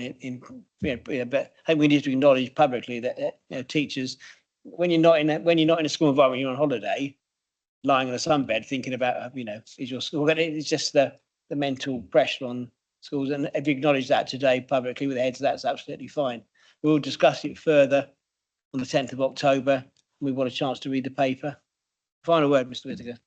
Thank you, Chair, and thank you, Councillor Churchman, for highlighting the levels of anxiety and stress that this is exerting on people. And as I said in the all-member briefing at 3:30 this afternoon, what's absolutely vital in all the discussions, the conversations, the verbal exchanges, written exchanges that may happen going forward if Cabinet do decide to proceed with it, what's absolutely paramount is that the welfare of our head teachers, senior leaders, school staff, children, young people, families is kept at the centre of everything that we do and in the language that we use, because we know that schools are vital parts of communities. We know that there are very strong, often very strong attachments, emotional attachments between school leaders and their schools and school staff and their schools and with the communities that they serve, and a great feeling of responsibility. And it's up to all of us who are involved in this process to go about our business with compassion and kindness, and think before we speak on some occasions, because emotions will run high with this, because these decisions are complicated and they are difficult decisions. And though, as we've heard about what, you know, head teachers have been asking, head teachers and chairs of governments have been asking council to proceed with this. We are listening to their voices. We are proceeding as quickly as we can. And though, as we do proceed, we must remember to act with compassion and kindness. And I said the same thing when we met with media colleagues at 4:30. I've urged media colleagues to act with that same compassion and kindness and make sure that when we're reporting on these topics, that we're not doing things that are going to raise levels of anxiety, because levels of anxiety are high anyway. And this, at the end of the day, is about the children, young people and families that we are here to serve. And I'd urge everybody to keep that at the centre of everything that we do. Thank you. We'll be like, yes, of course you can. Sorry, just a purely practical point, please. This is not political. What we were able to, you commented on the summer, what we were able to over the summer was, of course, affected slightly by the fact that the thing called the general election was called, which we had to plan round. But just the thing I want to underline, everything that Mr. Whitaker just said. We learned a lot from last year and previous exercises. This is something that is being done with schools, not to schools. And I do want to emphasize that point, that it is particularly good now that this is an island team focused on island schools and that particular need we have to raise educational standards and do the best for the children going forward in the future. And one thing that hasn't been said in this, yes, we have to bear in mind the staff, we have to bear in mind all those under pressure, but Ashley and particularly Naomi and Jade, who's not here, have been working. I don't know how much sleep they've had in the last few weeks, because there's been so much work put into this. And if we're publicly recognising effort and thanks being given, I'd like that put on the record, because what particularly Naomi and Jade have done is above and beyond the call. Thank you. Very happy to note that. And yeah, and the work, if this progresses by cabinet, the work that the paper will generate be a horrendous amount of paperwork. A horrendous amount of time and effort going forward. So I appreciate that. And yes, so that can be noted on the file. We will discuss this in more detail on 10th of October. Do you have any members' questions not relating to the Bay Place plan? Not relating to the Bay Place plan. Could I just say one word? My morning's meeting. Could I just congratulate the team that have come in and have, 6, 7, 8 months. What you have done and produced, Ashley, I think is incredible. And I really do take my hat off to you. And I still say it's nothing to do with the officers. In my opinion, it is still a failure of the politicians. Thank you, Chair. I think we'll leave that there, if we may. Yes. Just really quickly, thank you, Councillor Churchman, for that. But I said earlier what a great team we have. And I think that we've heard this evening from colleagues, not just about their expertise, but also their passion and commitment. Some of these people have been in the office since before 7 o'clock this morning, and we've been going 12 and a half hours. And it's not the first day they've been working that long, and they can still turn out and deliver information and respond to your questions with this sort of quality. So we are incredibly fortunate. I'm incredibly fortunate to have such a fantastic team, and there's a load more of them who are not here this evening. So thank you very much. I think we'll end on a positive note. Thank you very much, councillors and officers, for your time this evening. We'll close the meeting.